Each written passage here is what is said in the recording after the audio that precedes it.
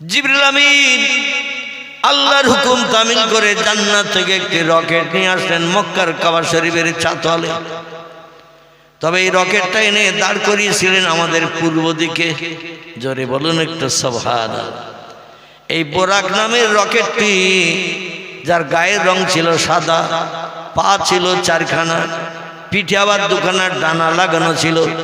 দুনিয়ায় যত চতুষ্পদ জন্তু আমরা দেখি, গরু, ছাগল, ইঁদুর, কুকুর, বিড়াল থেকে শুরু করে চার পেয়ে জন্তু, বাঘ, ভল্লুক, হাতি, সিংহ, গন্ডার, যত চতুষ্পদ জন্তু দেখি, কোন পশুর গায়ে কোনো ডানা বাজু আছে? আছে? নাই। কিন্তু জান্নাতে এই পশুটির গায়ে দুখানা ডানা লাগানো ছিল। জিবরিল আমিন হলো দ্রুতগামী রকেট।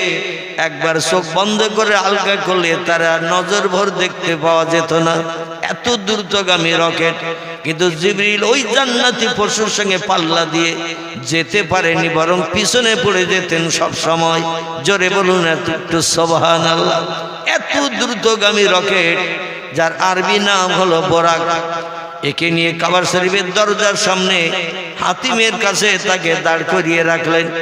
হাতিম বলতে আমরা তাকেই বুঝি যেটা কাবা শরীফের উত্তর দিকে একটি প্রাচীর দেওয়া রয়েছে বেকা ধনুক মার্কা, আর একেবারে কাবা শরীফের দরজার পূর্ব দিকে একটা গোলাকার ধানের গলার মতো ঘর তৈরি করা আছে। যারা উমরায় গেছেন, হজ পাকে গেছেন, দেখে আসার সুযোগ পেয়েছেন, নিয়ত করুন আল্লাহ যেন মক্কার কাবা শরীফের চাতল নসিবে দেখায়। কাবা ঘরের কালো পাথর, লাল পাথর যেন নজরে দেখায়। কারণ এই পাথরের দিকে নজর করে তাকিয়ে থাকলে জীবনের গোনা রাশি আল্লাহ ধুয়ে মুছে সাফ করে বান্দারে বেগুনা মাসুম বানিয়ে দেয়। কারণ এই কালো পাথরের ঘরটি ইট টিট একটাও নাই, ইট দিয়ে কিছু বানানো নাই, সব পাথর দিয়ে বানানো। এতটা লম্বা লম্বা পাথর, এতটা করে উঁচু, এতটা করে পুরু। এক একটা পাথর এতটা পুরু, আর আমার 2 হাত লম্বা করলে যতটা লম্বা হবে, এই রকম লম্বা লম্বা পাথরের উপরে পাথর সেট করে এই ঘরটি বানানো রয়েছে। এই ঘরের পূর্ব দিকে ইব্রাহিম নবীর পদচিহ্ন আছে, যাকে মাকামে ইব্রাহিম বলা হয়। জোরে বলুন একটু সুবহানাল্লাহ। ওইখানে বোরাককে দাঁড় করিয়ে রেখে পয়গম্বর মুহাম্মদ রাসূলুল্লাহকে হাতিমের ভিতরে খোঁজ করতে গেলেন। আর আল্লাহর কাছ থেকে সংবাদ জেনে এসেছেন আমার নবী কাবার চাতাল আছে, যে নবীর উঠিয়ে নিয়ে বোরাকে চাপিয়ে তাড়াতাড়ি পৃথিবীর 3টে দেশ পরিভ্রমণ করিয়ে আমার কাছে নিয়ে সময় পয়গম্বরের সামনে সরাসরি বসিয়ে নিয়ে 13 বছরের ঘাত প্রতিঘাত দূর করব, অত্যাচার, নির্যাতন, জ্বালা যন্ত্রণা, মক্কার মানুষ, তায়েফের মানুষ, এমন করে কুবা বাসারের মানুষ, পার্শ্ববর্তী এলাকার মানুষেরা, ইয়ামানের মানুষ, যত মানুষেরা নবীর উপর অত্যাচার, উৎপীড়ন, নির্যাতন করেছে, আমি আল্লাহ সব নির্যাতনগুলো দূর করে দিয়ে নবীর মুখে হাসি ফুটাবো। জোরে বলুন একটু সুবহানাল্লাহ। জিবরিল আমিন প্রথম মাথা ধরে নাড়া দিয়ে ঘুম ভাঙাতে গেলেন। চিন্তা করলেন মক্কার মানুষেরা কত পাথর নবীর মাথায় মেরেছে, মারার কারণে পাথরের দগদগে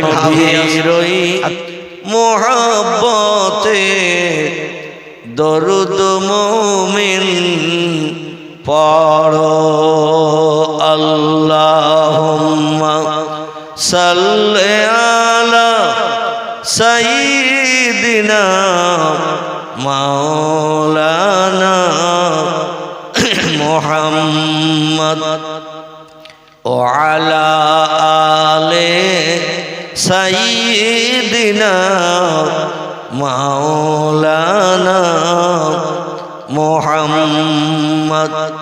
তারকারাজি পড়ল খসে, তারকারাজি পড়ল খসে, যে নূরের ওই ঝলকে গণকেরা বাহির হলেন, সেই আলোর ওই রোশনীতে গণকেরা যে আলোকে খোঁজ করিতে এলো, সেই নবীর ওই মোহাব্বতে দরুদ মুমিন পড়ো, আল্লাহুম্মা সাল্লি আলা সাইয়্যিদিনা মাওলানা মুহাম্মদ ওয়া আলা আলি সাইয়্যিদিনা মাওলানা মুহাম্মদ। একটু প্রাণ ভরে কলেমার জিকির লা ইলাহা ইল্লাল্লাহ লা ইলাহা ইল্লাল্লাহ লা ইলাহা ইল্লাল্লাহ মুহাম্মাদুর রাসূলুল্লাহ। কলেমা সঙ্গের সাথী, কলেমা সঙ্গের সাথী, কলেমা হবে গোরের বাতি। তাই পড়ো কলেমা দিবারাতি, কলেমা ছাড়া নাই গতি। বলো লা ইলাহা ইল্লাল্লাহ লা ইলাহা লা ইলাহা ইল্লাল্লাহ মুহাম্মাদুর রাসূলুল্লাহ।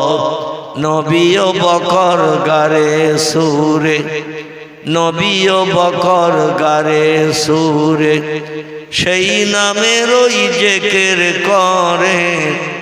তাই না দেখে মাকড় সাথী জাল বুনিয়া যায়, কবুতর এসে পাশে বসে স্মরণ করে। তাই বলো লা ইলাহা ইল্লাল্লাহ লা ইলাহা ইল্লাল্লাহ লা ইলাহা ইল্লাল্লাহ মুহাম্মাদুর রাসূলুল্লাহ।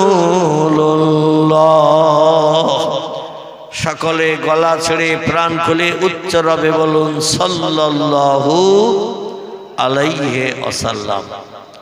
আলহামদুলিল্লাহ, পবিত্র রজব মাসের শেষ লগ্নে ইজ্জতপূর্ণ এক রাতকে সামনে নিয়ে আমরা এক বেহেশতের বাগানে বিবি বাচ্চার মায়া ছেড়ে শান্তির শয্যা বিছানায় লাথি মেরে লেপ কম্বলকে দূরে ঠেলে দিয়ে সকলে এক সুন্দর পরিবেশে সামেয়ানার তলায়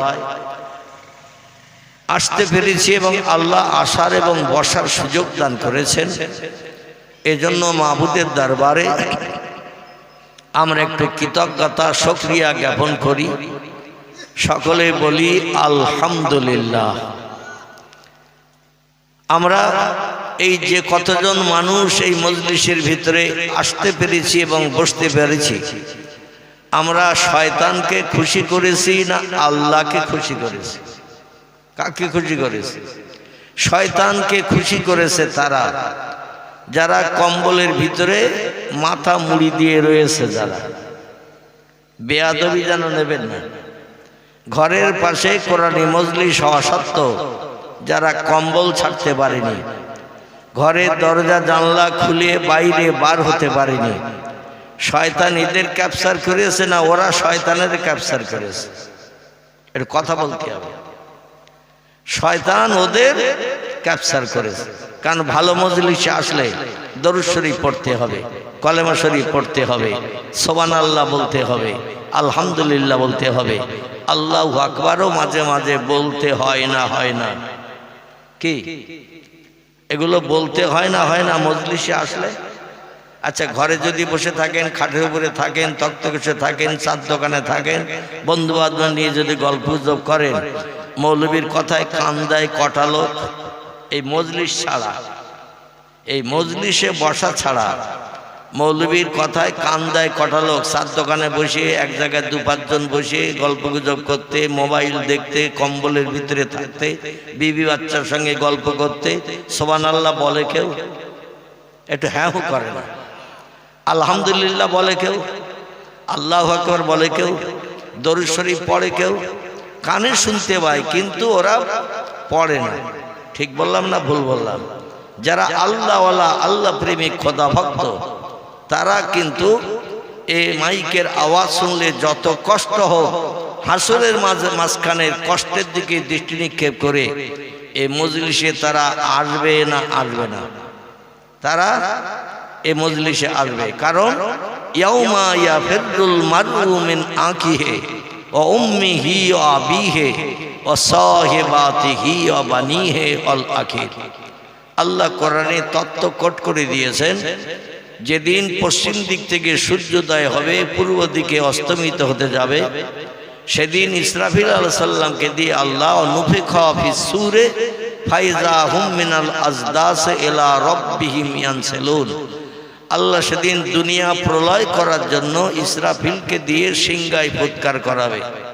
আর ইসরাফিলের সিংহায় যেদিন উনি ফু দেবেন এক মুখে, আর এক মুখ দিয়ে সুপার সাইক্লোন টর্নেডোর ঘূর্ণিঝড় শুরু হয়ে যাবে। পৃথিবীর জমিনে একটাও গাছ দাঁড়িয়ে থাকবে না। কি বলছেন আপনি? ও একটু সামনের দিকে আসে। আসলে আমারও ভাই মনে নতুন বর হয়ে এসেছে, মানে কেউ মুখ টুক দেখুক এটা পছন্দ করে না। একটু আলেমের চোখের সামনে এসো বাপ, একটু বক্তার সামনে এসো, একটু জনসংখ্যা বাড়ুক, লোকজন বাড়ুক। আর কোরআন হাদিসের বিজ্ঞ পণ্ডিত আলেম যারা, আমি আমার কথা বলছি না, কোরআন হাদিসের বিজ্ঞ পণ্ডিত আলেম যারা, তাদের চেহারার দিকে তাকিয়ে কোরআন হাদিসের কথা শুনলে আল্লাহ জীবনের সগীরা গুনাহগুলো মাফ করে দেন। জোরে বলুন একটু সুবহানাল্লাহ। এই মজলিসে আমরা এসেছি গুনাহ মাফের জন্য না পাপ নিয়ে বাড়ি যাওয়ার জন্য? কি করতে এসেছি? গুনাহ মাফের জন্য এসেছি। এই জন্য বক্তা যেন শ্রোতাদের দেখতে পায়, শ্রোতারাও যেন বক্তাকে দেখতে পায়। যারা ঘরে কম্বল মুড়ি দিয়ে আছে তাদেরকে আমি বলবো কম্বল আলগা করো, মুখ আলগা করে থাকো, বলবো নাকি? কারণ এই মজলিসে যারা এসেছেন তাদের বলবো। তো যেটা বলছিলাম, তাম পৃথিবীতে একটা গাছ সেদিন জমিনে দাঁড়িয়ে থাকবে না। পৃথিবীতে যত পাহাড় আছে সমস্ত পাহাড়ের পাথর এক খণ্ড যেখানে পাহাড় ছিল সেখানে থাকবে না। অতাকুনুল জিবালু কাল ইহনিল মানফুস। আল্লাহ বলছেন তুলায় হাওয়া লাগলে, ঘুড়িতে হাওয়া লাগলে যেমন উঠতে থাকে, দুনিয়ার বড় বড় পাহাড়ের পাথরের চাই 20 টন, 50 টন, 100 টন, 1000, 2000 টনের যদি এক একটা বড় পাহাড়ের চাই থাকে, পাথরের চাই, সেগুলোও সেদিন ইসরাফিলের সিংহার ফুৎকারে তুলার মতো উঠতে থাকবে। তাহলে সে ফুটা কি সাধারণ ফু বলে মনে হয়? তুলোর মতো উড়বে, 1000 টনের পাথরের চাই উড়ে চলে যাবে। গাছগুলো একটাও জমিনে দাঁড়িয়ে থাকবে না, সব উঠতে থাকবে পাখির মতো। পাখিরা যেমন ডানা মিলে ওড়ে, গাছগুলো এরকম উড়ে যাবে। যাবে কোথায়? পয়গম্বর মোহাম্মদ রাসূলুল্লাহ বলছেন, পৃথিবীতে যত সাগর আছে, বঙ্গোপসাগর, ভারত মহাসাগর, প্রশান্ত সাগর, ভূমধ্য সাগর, লোহিত সাগর, আটলান্টিক মহাসাগর, এইভাবে যত সাগর আছে, আরব সাগর, সব সাগরের পানিতে যে নিক্ষিপ্ত হবে। সাগরগুলো এই পাহাড় আর গাছপালা উড়িয়ে দিয়ে সব ভরাট করে দেবে। তাম পৃথিবী আল্লাহর কোন শব্দের মাধ্যম দিয়ে তাম পৃথিবী সমতল হয়ে যাবে। বর্তমান প্রযুক্তি যুগের বিজ্ঞানীরা বলছে পৃথিবীর 4 ভাগের 3 ভাগ পানি, 1 ভাগ মাটি। তাম পৃথিবীতে যত দেশ, সব দেশের মাটিগুলো এক জায়গায় করলে পৃথিবীর 4 ভাগের 1 ভাগ হবে, আর তাম পৃথিবীতে পানি হবে 3 ভাগ। তাহলে পৃথিবীতে মাটি বেশি না পানি বেশি? এই এখানে ওয়াজ করতেছ কারা?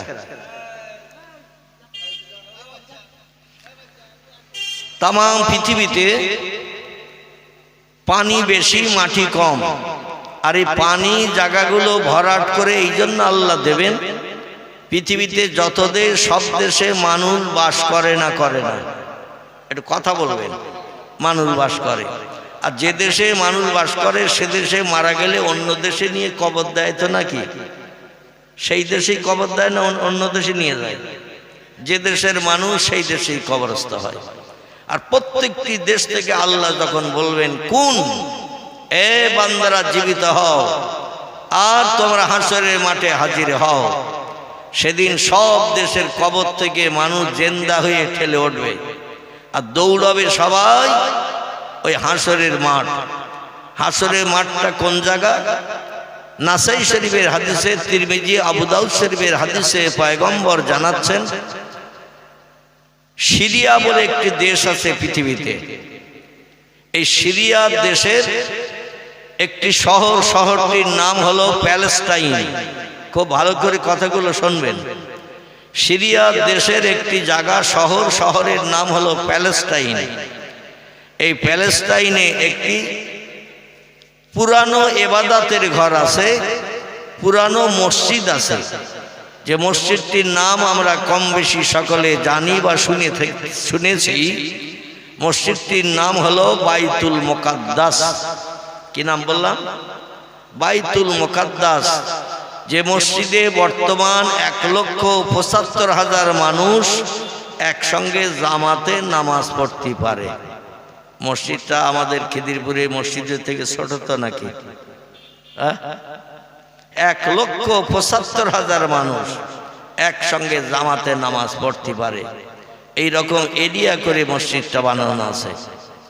এই মসজিদের সামনে আল্লাহ পাক নিজের আরশ কুরসি নামিয়ে নিয়ে আসবেন এই সিরিয়ার প্যালেস্টাইনের জমিনে। এখানেই হাসরের মাঠ সংগঠিত হবে। ওখানে আল্লাহ আরশ কুরসি সপ্তম আসমানের উপর থেকে সিদরাতুল মুনতাহার উপরে আল্লাহ পাক নিজের আরশ কুরসি স্থাপন করে রেখেছেন। সেটা নামিয়ে নিয়ে আসবেন এই বাইতুল মুকাদ্দাসের সামনে। মক্কা মদিনা থেকে উত্তর দিকে অবস্থিত এই প্যালেস্টাইন। কোন দিকে বললাম? মক্কা মদিনা থেকে উত্তর দিকে, উত্তর সাইডে। তো সেইখানে আল্লাহ পাক আরশ কুরসি নামিয়ে নিয়ে আসবেন। তবে একটা বেলুনের ভিতরে গ্যাস পুরি দিয়ে বেলুনটা যদি ছেড়ে দেওয়া হয়, ও বেলুনটা নিচে নামবে না উপরে উঠবে? বেলুন উপরে উঠবে, কারণ গ্যাস দিলে ও আর নিচে নামে না, উপরের দিকে ওঠে। আল্লাহর আরশ কুরসিটা ওই রকম গ্যাসের মতো শূন্য হাওয়ায় দাঁড়িয়ে থাকবে। জোরে বলে একটু সুবহানাল্লাহ। আল্লাহ ওটা পারবে না? পারবে না। শুধু তিনি বলবেন কুন ফায়াকুন, সঙ্গে সঙ্গে সেটা হয়ে যাবে। তার পাওয়ার শক্তি ক্ষমতা এমন, অতীতে যেমন ছিল বর্তমানে তেমন আছে, ভবিষ্যতে আল্লাহর ক্ষমতায় হেরাস হবে তো নাকি? আল্লাহর ক্ষমতা তেমনই থাকবে। তিনি শুধু বলবেন কুন, সঙ্গে সঙ্গে শূন্যে দাঁড়িয়ে থাকবে এই আরশ কুরসি। আর আরশ কুরসির সামনে থেকে হাসরের মাঠ সংগঠিত হবে। আর এই আরশ কুরসির তলায় যারা দাঁড়ানোর জায়গা পাবে তাদের মাথায় সূর্যের রৌদ্র লাগবে না। আমি মির্জাপাড়া পুকুরের কাছ দিয়ে যখন আসছিলাম তখন শুনছিলাম আমার পূর্ববর্তী বক্তা বলছিলেন 12টা সূর্য উদয় হবে, বলছিলেন না? কিন্তু আসলে সূর্য 12টা উদয় হবে না। সূর্য উদয় হবে একটা, মুখ হবে 12টা। কটা বললাম? মুখ হবে 12টা, সূর্য উদয় হবে একটা, 12টা সূর্য হবে না। যাই হোক, মিস্টেক হয়ে গেছে তথ্যটা বলতে। সূর্য একটাই হবে, 11টা মুখ তার বন্ধ করা, একটা মুখ খোলা। সেই মুখ দিয়ে এখন আলো দিচ্ছে। আর যেদিন আল্লাহ কিয়ামত সংগঠিত করবেন সেদিন সূর্যের 11টা মুখ খুঁটি দিয়ে মোট 12টা মুখ আল্লাহ পৃথিবীতে চালু করবেন। 12টা টর্চ লাইট যদি টেপা হয়, লাইট আলো কটা বেরোবে? 12টা টর্চ লাইটে যদি সুইচ টেপা হয় 12টা আলো বেরোবে। ওই রকম এক সূর্য থেকে আলো বেরোবে 12টা। এই 12টা আলো পৃথিবীর জমিনে আসবে। বর্তমান প্রযুক্তি যুগের বিজ্ঞানীরা বলছে পৃথিবীর জমিন থেকে সূর্যের দূরত্ব হলো 9,30,00,000 মাইল দূর। কতটা বললাম? 9,30,00,000 মাইল দূর। আপনাদের এখান থেকে বারাসাত কত দূর হবে? বারাসাত 50 কিলোমিটার। ঠিকই বলেছেন, কারণ বসিরহাট থেকে বারাসাত হলো 42 কিলোমিটার। তার থেকে আরো 8-10 কিলোমিটার জুড়লে 50-52 কিলোমিটার হবে। এখন এখান থেকে বারাসাত কি কাছের কাছে? 50 কিলোমিটার দূরটা কি কাছে? কিন্তু আল্লাহ সূর্য কত দূরে একবার চিন্তা ভাবনা করেন। বিজ্ঞানীরা এই তত্ত্বটা দিল কি করে আমি সেটাও আপনাদের কাছে বলি, যদিও মগজে ধরে রাখতে পারেন। সূর্য প্রথম পূর্ব দিকে উদয় হয়ে যখন লাইট ছাড়ে আলো, এই আলোটা পৃথিবী জমিনে এসে জমিনে লাইট আর সূর্যের আলো পড়তে সময় লাগে 8 মিনিট। ক মিনিট বললাম? সূর্য যখন আলো ছেড়ে দেয় তার থেকে পৃথিবীর জমিনে লাইট ফেলতে, কিরণ ফেলতে, এই আলো ছেড়ে দেওয়ার পরে আলোটা পৃথিবীর জমিনে ওখান থেকে সূর্যের কাছ থেকে আসতে জমিনে লাইটটা পড়তে সময় লাগে 8 মিনিট। আর এক এক সেকেন্ডে সূর্যের গতি থাকে ৮৬,০০০ কিলোমিটার। কত সেকেন্ডে বললাম? 1 সেকেন্ডে। 1 সেকেন্ডে সূর্যের আলোর গতি দ্রুত চলে যায় ৮৬,০০০ কিলোমিটার, আর আসতে লাগে 8 মিনিট। এইটাকে নিয়ে বিজ্ঞানীরা গুণ করে তত্ত্ব দিয়েছেন, পৃথিবীর জমিন থেকে সূর্য যেখান থেকে আলো দেয়, এই জমিন থেকে সূর্যের দূরত্ব হলো ৯,৩০,০০,০০০ মাইল দূর। বিজ্ঞানীদের জিজ্ঞাসাবাদ করা হয়েছে সূর্য কোথায় আছে। বিজ্ঞানীরা বলছে সূর্য মহাশূন্যে ভাসমান। পয়গম্বর মোহাম্মদ রসুল্লাহ এই মাসের ২৬ তারিখের দিনগত রাত আল্লাহর সঙ্গে যেদিন দিদার করতে গিয়েছিলেন, সেদিন তিনি আল্লাহর বানানো কিছু সৃষ্টির রণকৌশল দেখলেন, আল্লাহর বানানো সৃষ্টির কিছু নমুনা দেখলেন, যে নমুনাগুলো কিয়ামত পর্যন্ত এখনো পৃথিবীর বিজ্ঞানীরা ধরতে পারেনি। নবী যে তত্ত্বগুলো দিয়েছেন সাহাবীরা হাদিসে লিপিবদ্ধ করেছেন। এখন একটা তথ্য আমরা মিথ্যা বলে ধারণা করব কি? একটা তত্ত্ব মিথ্যা বলে ধারণা করব? যদি আমরা নবীজির একটা তত্ত্ব হাদিসের কথা মিথ্যা বলে ধারণা করি, আমাদের ঈমান নষ্ট হয়ে যাবে। আর যাদের ঈমান থাকবে না তাদের জায়গা কোথায় হবে? তাদের জায়গা হবে জাহান্নাম, কোনো সন্দেহ নাই। এই জন্য আল্লাহ বলছেন মান আমানা বিল্লাহ, আমি যে তোমাদের একজন প্রভু আছি, আমারে কোনোদিন তোমরা দেখতে পাবে না, আমারে না দেখে বিশ্বাস করতে হবে যে আমি একজন স্রষ্টা মালিক, সব সৃষ্টির আছি। 2 নম্বর আর একটা বিশ্বাস তোমাদের করতে হবে না দেখে, সেটা হলো অল ইয়াউমিল আখির, পরকালে কি আমি রেখেছি তোমাদের জন্য, মরণের পরে পরকাল। এই পরকালে আমি তোমাদের জন্য কি রেখেছি সেটাও পৃথিবীতে বেঁচে থাকতে দেখতে পাবে না, সেটা মরণের পরে আবার জিন্দা করা হবে। সুম্মা ইউহয়িকুম, তোমাদের আবার জিন্দা করা হবে। এই পৃথিবীর জমিনের বসবাসের কাজকর্মকে নিয়ে হিসাব নিকাশ করা হবে হাসরের মাঠে। আর হিসাব নিকাশের পরে যদি আমার হুকুম তামিল করে সৎ কাজ করে কবরে যাও, তাহলে তোমাদের ঠিকানা হবে জান্নাত। শান্তির জায়গা একটা বানিয়ে রেখেছি, সেটা দুনিয়ায় বেঁচে থাকতে দেখতে পাবে না। আর যদি আমার হুকুমের খেলাপ করে মদ খাও, সুদ খাও, ব্যভিচারী করো, ঘুষ খাও, গরিব এতিমের হক ফাঁকি দিয়ে খাও, বিধবার দরজার কড়া নাড়া দিয়ে জীবন যৌবনের খোদানিবৃত্তি করে আসো টাকার বিনিময়ে, নাউজুবিল্লাহ, এভাবে যদি কোনো ব্যক্তির প্রাণ নাশ করে তার বিবি বাচ্চারে বিধবা এতিম তোমরা বানিয়ে দাও, এই পৃথিবীতে কারো গালে অন্যায়ভাবে যদি চড় মারো, কটু কথায় কাউরে যদি গালি দাও, কারো উপরে যদি আঘাত করো, এর প্রতিদান হলো নরক, অগ্নি, জাহান্নাম। এই জাহান্নামের অধিবাসী তোমাদের হতে হবে। অহম ফিহা খালিদুন, যুগ যুগ ধরে জাহান্নামের আগুনে তোমাদের দগ্ধ করা হবে। লা ইয়ামুতু ওয়ালা ইখরিজ ফিহা, মরণ কোনোদিন কোনো জাহান্নামের আগুনে পুড়ে হবে না। আর কোনো বন্ধু এসে বাইরে বার করে তারে স্বস্তি দিয়ে মুখে হাসি ফুটাতে পারবে না। যুগ যুগ ধরে জাহান্নামের আগুনে জ্বলতে হবে। দুনিয়ায় বেঁচে থাকতে এই জাহান্নাম কেমন জিনিস, কেমন আগুনের কুণ্ড, এটা দেখতেও পাবে না।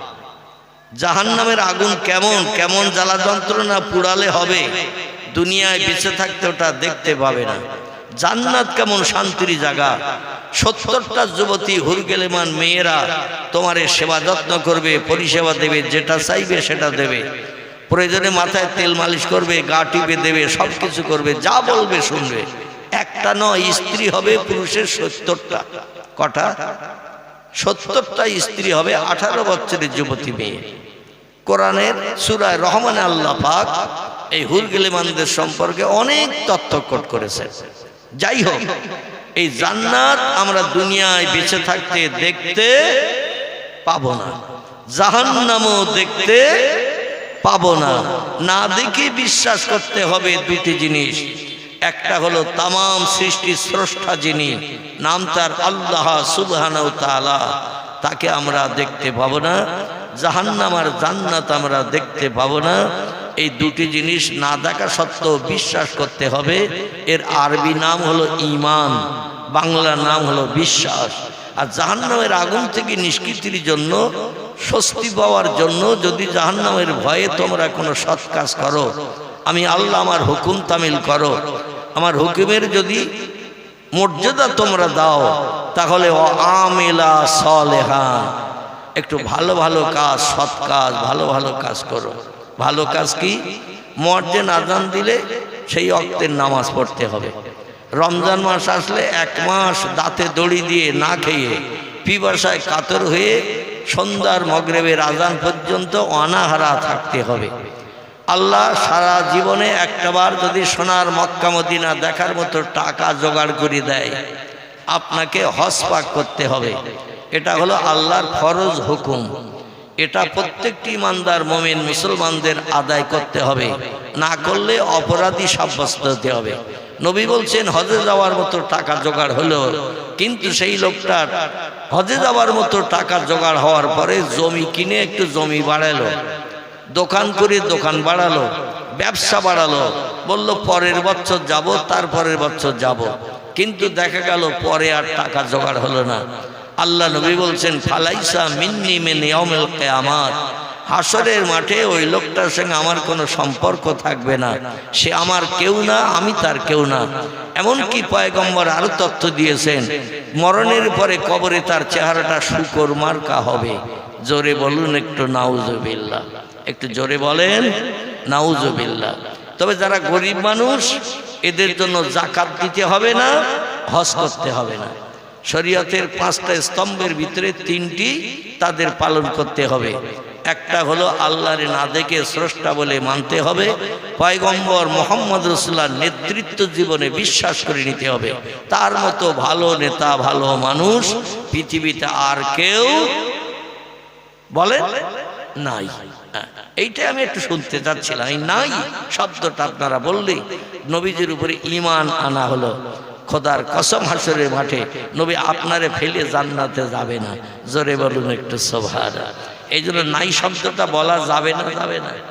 নবীর মতো ভালো নেতার কেউ নাই, এই শব্দটা বললে নবীর উপরে আপনার মহব্বত, প্রেম, ভালোবাসার নমুনা রক্ষা হলো। আর নবী এই রকম উম্মতকে হাসরের মাঠে বিপদে রেখে জান্নাতে যাবেন না। জোরে বলি একটু সুবহানাল্লাহ। আমার ভাইরা, এই জন্য আল্লাহ পাক যদি জীবনে একটাবার বিশ্ব নবীর মাতৃভূমি মৃত্যুভূমির দেশ দেখার মতো অর্থ জোগাড়ের তৌফিক দেন,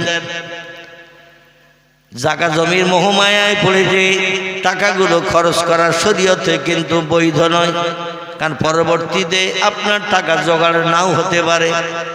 আমাদের মাযহাবের ইমাম আবু হানিফা রাহমাতুল্লাহ আলাইহি বলছেন, লোকটার সংসারের উন্নতির জন্য জায়গা জমি কিনলো, ব্যবসা বাড়ালো, কিংবা অন্য কোনো কাজে খরচ করলো, সামনের বছর পরের বছর যাব, যদি আর ব্যবসায় লাভ না হয়, জায়গা জমিতে ফসল যদি ভালো না হয়, তাহলে টাকার জোগাড় হলো না, ওই লোকটি হজ পাকার করতে পারলো না। ইসলাম শরীয়তের 5টি ভিত্তি ফরজের ভিতরে একটি ফরজ তার নস্যাৎ হয়ে গেল। ইমাম আবু হানিফা বলছেন, আল্লাহ নবী বলছেন সে আমার উম্মত না, আমি তার উম্মত না। আর নবী যদি কারো উম্মত বলে পরিচয় না দেয়, তাহলে তার জন্য তো জান্নাত হালাল হবে না। এই জন্য ইমাম আবু হানিফা বলছে, পরবর্তীতে ওই লোকটিকে যদি ভিক্ষা করেও হজে যেতে হয়, তাও তারে হজ আদায় করতে হবে। শরীয়তের 5ম স্তম্ভ হজ, এটা হলো ফরজ, ফরজ, ফরজ। এটা তার আদায় করে কবরে যেতে হবে। আদায় করে কবরে যদি না যায়, তার চেহারা কিন্তু শুকর মার্কা হবে। জোরে বলুন একটু নাউজুবিল্লাহ। আমার ভাইরা, পয়গম্বর মুহাম্মদ রাসূলুল্লাহ সাল্লাল্লাহু আলাইহি সাল্লাম তিনি এমন একজন সেরা ব্যক্তিত্ব, আল্লাহ পাকে মেরাজ করিয়ে তাকে এমন এমন জিনিসগুলো বাস্তব চোখে দেখিয়েছিলেন, কিয়ামত অবধি পৃথিবীর কোন দেশের মানুষ বাস্তব চোখে দেখার সুযোগ পায়নি এবং পাবে না। এটা নবীজি সেরা, সেইটাই আল্লাহ পরিলক্ষিত করার জন্য, সেইটাই সেরা বিবেচিত করার জন্য এই মেরাজ নবীজিকে করিয়েছিলেন। কিয়ামত অবধি কোনো ব্যক্তি আর মেরাজ করতে পারবে না, দুনিয়ার জমিনে জিন্দাবস্থায় আসমান পাড়ি দিতে পারবে না। কেবল একজন ব্যক্তি জিন্দাবস্থায় আসমান পাড়ি দিয়েছিলেন, জিন্দাবস্থায় মহান পাক রব্বুল আলামিনের চেহারা দেখার সুযোগ পেয়েছিলেন। শুধু তাই নয়, এক রাতে পৃথিবীর 3টে দেশ পরিভ্রমণ করানোর পরে ওই যে বাইতুল মুকাদ্দাসের নাম আপনাদের কাছে করছিলাম, এই বাইতুল মুকাদ্দাসে জিবরিল আমিন তাকে বোরাকের পিঠে করে নিয়ে পৃথিবীর 3টে দেশ পরিভ্রমণ করিয়ে ওখান থেকে বাইতুল মুকাদ্দাসের চাতওয়াল, যে বড় চাতওয়াল, দিল্লির জামে মসজিদ আপনারা অনেকে দেখে থাকবেন, যারা ট্যুর করতে বেড়াতে যান, দিল্লি যান, কাশ্মীর যান, পাঞ্জাব যান, যান না সারহান যান না, অনেকে যায়, বেড়াতে যায়। দিল্লির জামে মসজিদ, যেখানে 1 লক্ষ মানুষ একসঙ্গে জামাতে নামাজ পড়তে পারে। কতটা বললাম? 1 লক্ষ মানুষ একসঙ্গে জামাতে নামাজ পড়তে পারে। এই মসজিদের চাতওয়াল যেমন বিরাট এরিয়ার, বিরাট এলাকার, ওই রকম বাইতুল মুকাদ্দাসের চাতওয়ালটা বিশাল বড় এরিয়ার এলাকার। এই 2 রাকাত নামাজ আদায় করে ফাআযানাল মুয়াজ্জিন জিবরিল আমিন আলাইহিস সালাম নিজেই মুয়াজ্জিন হয়ে সেদিন রাতের বেলা আজান দিয়েছিলেন। যেমন পৃথিবীতে 2টি মসজিদে গভীর রাত্রে আজান হয়। বলতে পারবেন মসজিদ 2টির নাম কি? যদি পারেন আলহামদুলিল্লাহ, না পারলে আমি বলে দেব। আর 2টি মসজিদ, একটি মসজিদের নাম হলো মসজিদে হারাম, মক্কার কাবা শরীফের মসজিদ। এখানে রাত্রের 3টের সময় আজান হয় নামাজ পড়ার জন্য। এই আজানটি হলো তাহাজ্জুদের নামাজের আজান। কিসের নামাজ বললাম? তাহাজ্জুদের নামাজের আজান। বাড়তি যে 4 ওয়াক্ত নামাজ আছে ফরজ হুকুম ছাড়া, বাড়তি যে 4 ওয়াক্ত নামাজ আছে, একটির নাম হলো ইশরাক, একটির নাম হলো চাষ, একটির নাম হলো আওয়াবিন, একটির নাম হলো তাহাজ্জুদ। এই 5 ওয়াক্ত ফরজ নামাজ ছাড়া বাড়তি আরো 4টি ওয়াক্ত নামাজ আছে।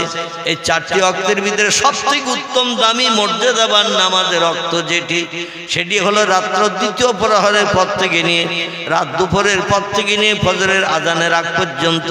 এই সময়টাকে আরবিতে বলা হয় তাহাজ্জুদ।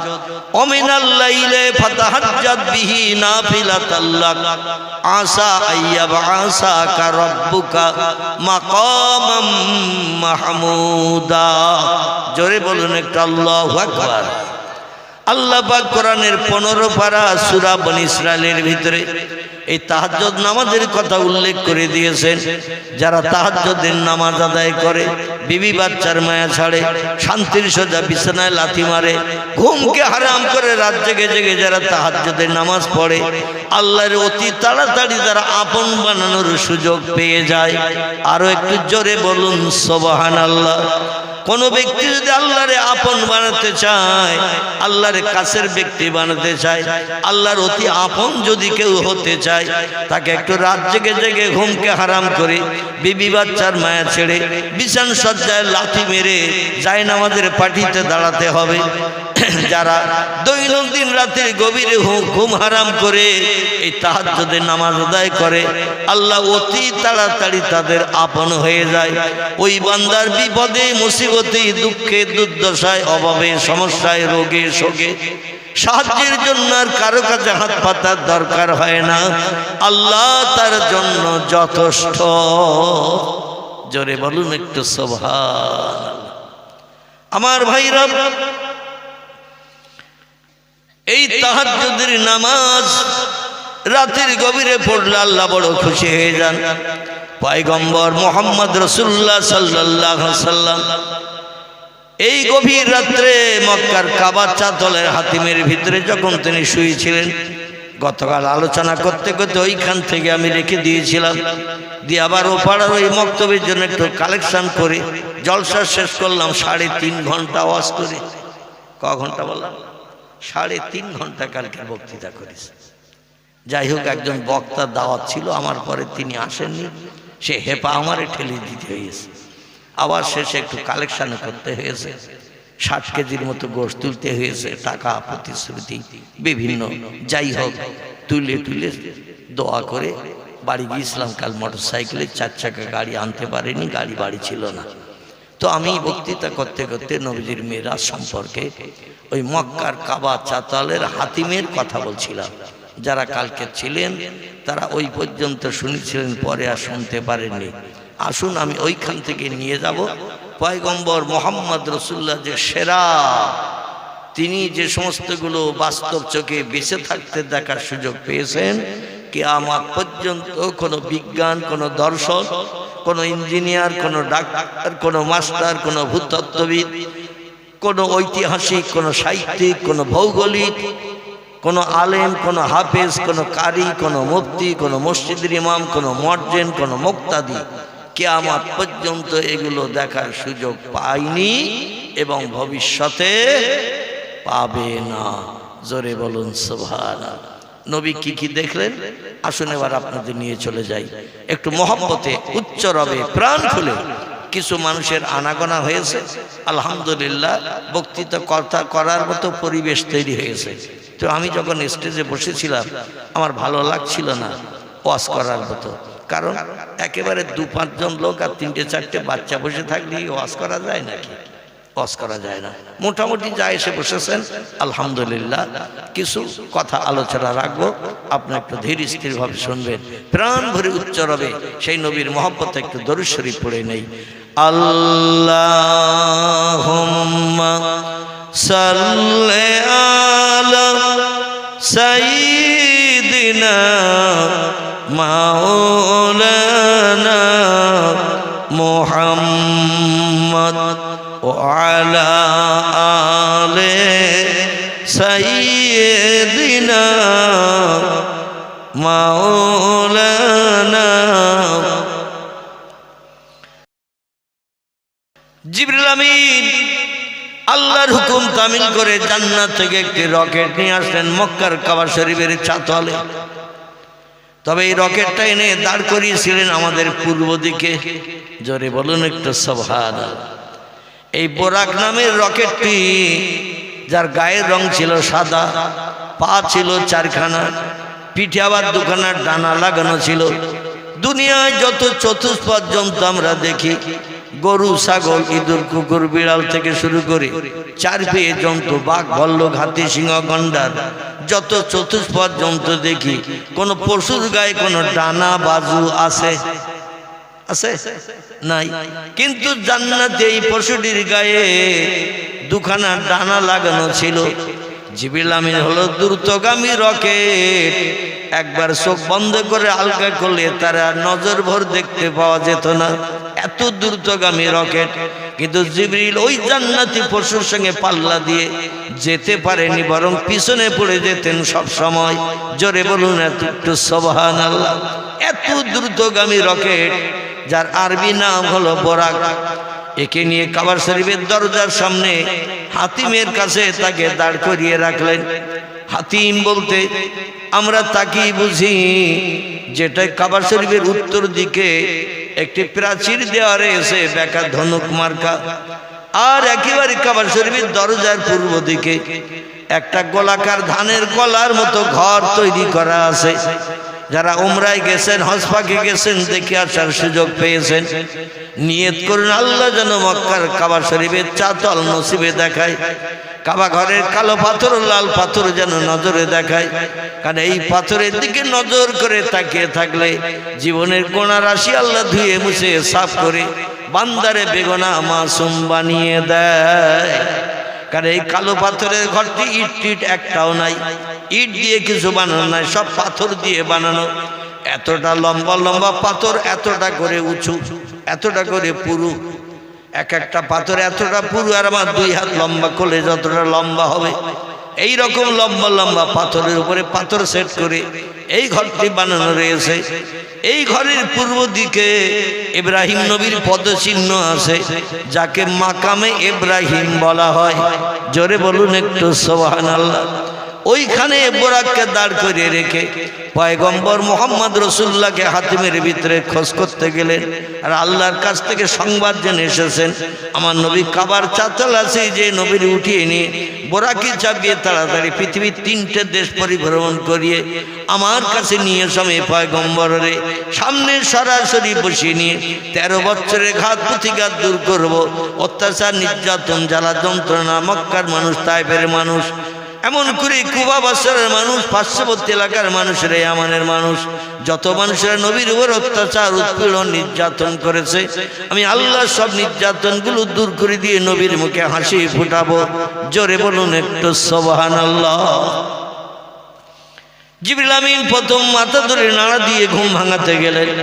চিন্তা করলেন মক্কার মানুষেরা কত পাথর নবীর মাথায় মেরেছে, মারার কারণে পাথরে দগদগে ঘা হয়ে আসে। আর দেখে যদি ঘা থাকে সেখানে ব্যথা থাকবে না, থাকবে না। কবি কেতাবে লিখেছেন, চুয়াজুরা বাদার দে আউর দিগার দিগারে আজু হালা নামানাদ কারার। শেখ সাদি রহমাতুল্লাহ আলাইহি তার লিখিত কেতাবে বুস্তান নামক কেতাবের ভিতরে লিপিবদ্ধ করেছেন, মানুষের দেখে যদি কোথাও কোনো ফোড়া হয়, ফোড়া সারা শরীর বুঝতে পারে কিনা কোথায় ফোড়া, যন্ত্রণা ব্যথা কোথায়। ফোড়া যখন পাকো পাকো হয়, পেকে যাওয়ার মতো হয়, মুখ সাদা হয়, তখন ওর গায়ে একটু ঘা লাগলে টিপলে দরদ ব্যথা লাগে না, লাগে না। পায়ে যদি একটা কাটা ফোটে কোথাও, কাটা, আর কাটাটা যদি বার করা না হয়, একদিন দুদিন থাকলে ওই জায়গাটা দরদ ব্যথা হবে না, হবে না।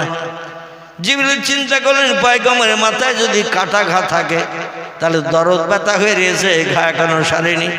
আর আমি মাথার টিপে ধরে যদি মাথা নাড়া দিয়ে ঘুম ভাঙাতে যাই, পয়গম্বর যদি আহা কিংবা উহু শব্দ উচ্চারণ করে, আল্লাহ আজকের পয়গম্বরের মর্যাদা সব সৃষ্টির থেকে সেরা করে দিয়েছেন। আর আহু যদি করে আল্লাহ হয়তো আমার ব্যবহারে অখুশি হয়ে যাবে। আর আমার বিরুদ্ধে পয়গম্বর আল্লাহর কাছে যখন যাবে, আমার বিরুদ্ধে যদি রিপোর্ট করে আল্লাহ জিবরিল আমার মাথার ঘা চেপে ধরেছে, আল্লাহ অখুশি হয়ে গেলে আমার পাওয়ার মর্যাদা সম্মান নষ্ট হয়ে যাবে। না না না, মাথার ঘা টিপে ধরে ব্যথা দেব না। হাতের কাছে চলে আসলেন, 2 হাত লম্বা করে শোয়া, রাতের গভীর আধার, হাত ধরে টেনে তুলবেন চিন্তা ভাবনা নিলেন, কারণ তাড়াতাড়ি নিয়ে যেতে হবে। এই 1 রাতের হাফ সময়, আর এই 1 রাতের হাফ সময়ের ভিতরে পৃথিবীর 3টে দেশ ঘোরাতে হবে। তারপরে বাইতুল মুকাদ্দাসে 2 রাকাত নামাজ পড়াতে হবে। তারপর ওখান থেকে এক এক করে 7টা আকাশ পাড়ি দিতে হবে। তারপরে সিদরাতুল মুনতাহায় নিয়ে যেতে হবে। তারপরে বাইতুল মামুরে নিয়ে যেতে হবে। সেখান থেকে নবীজির কিছু তথ্য দিতে হবে। তারপরে রফরফ নামক একটি আলাদা গাড়ি করে নবীজিকে আল্লাহর দরবারে পৌঁছে দিতে হবে। আবার আল্লাহর সঙ্গে লম্বা টাইমের গল্প গুজব নবীজির হবে।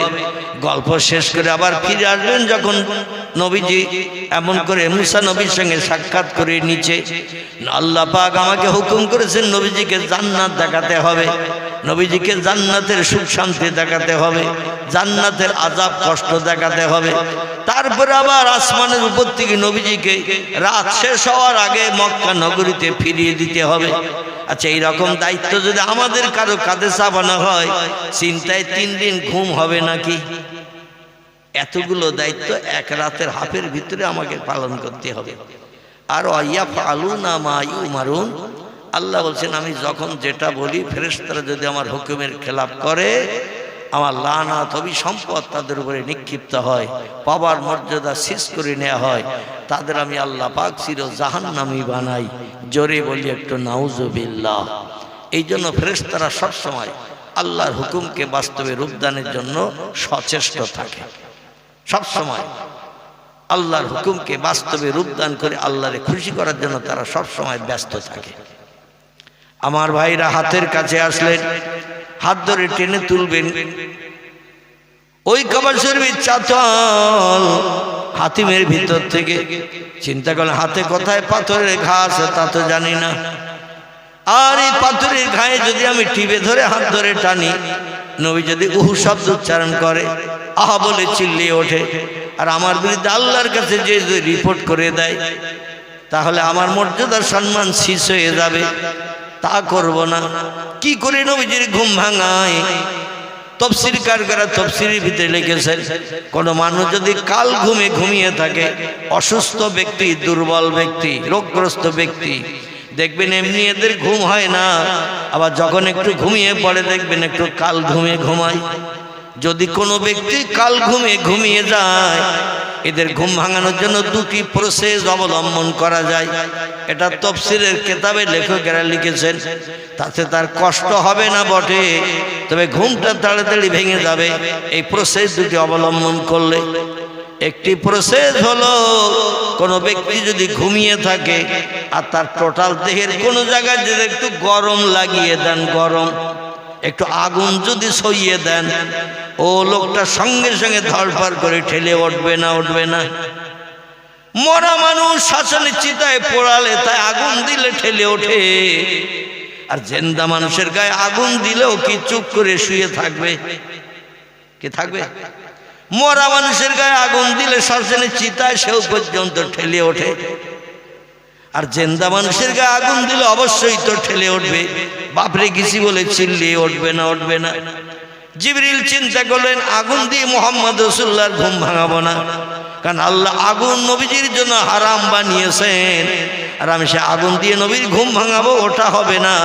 যদি আগুন দিলে তাড়াতাড়ি ঘুমন্ত ব্যক্তির ঘুম ভেঙে যায়। 2 নম্বরে আরেকটা কাজ করলে মানুষের ঘুম তাড়াতাড়ি ভাঙে।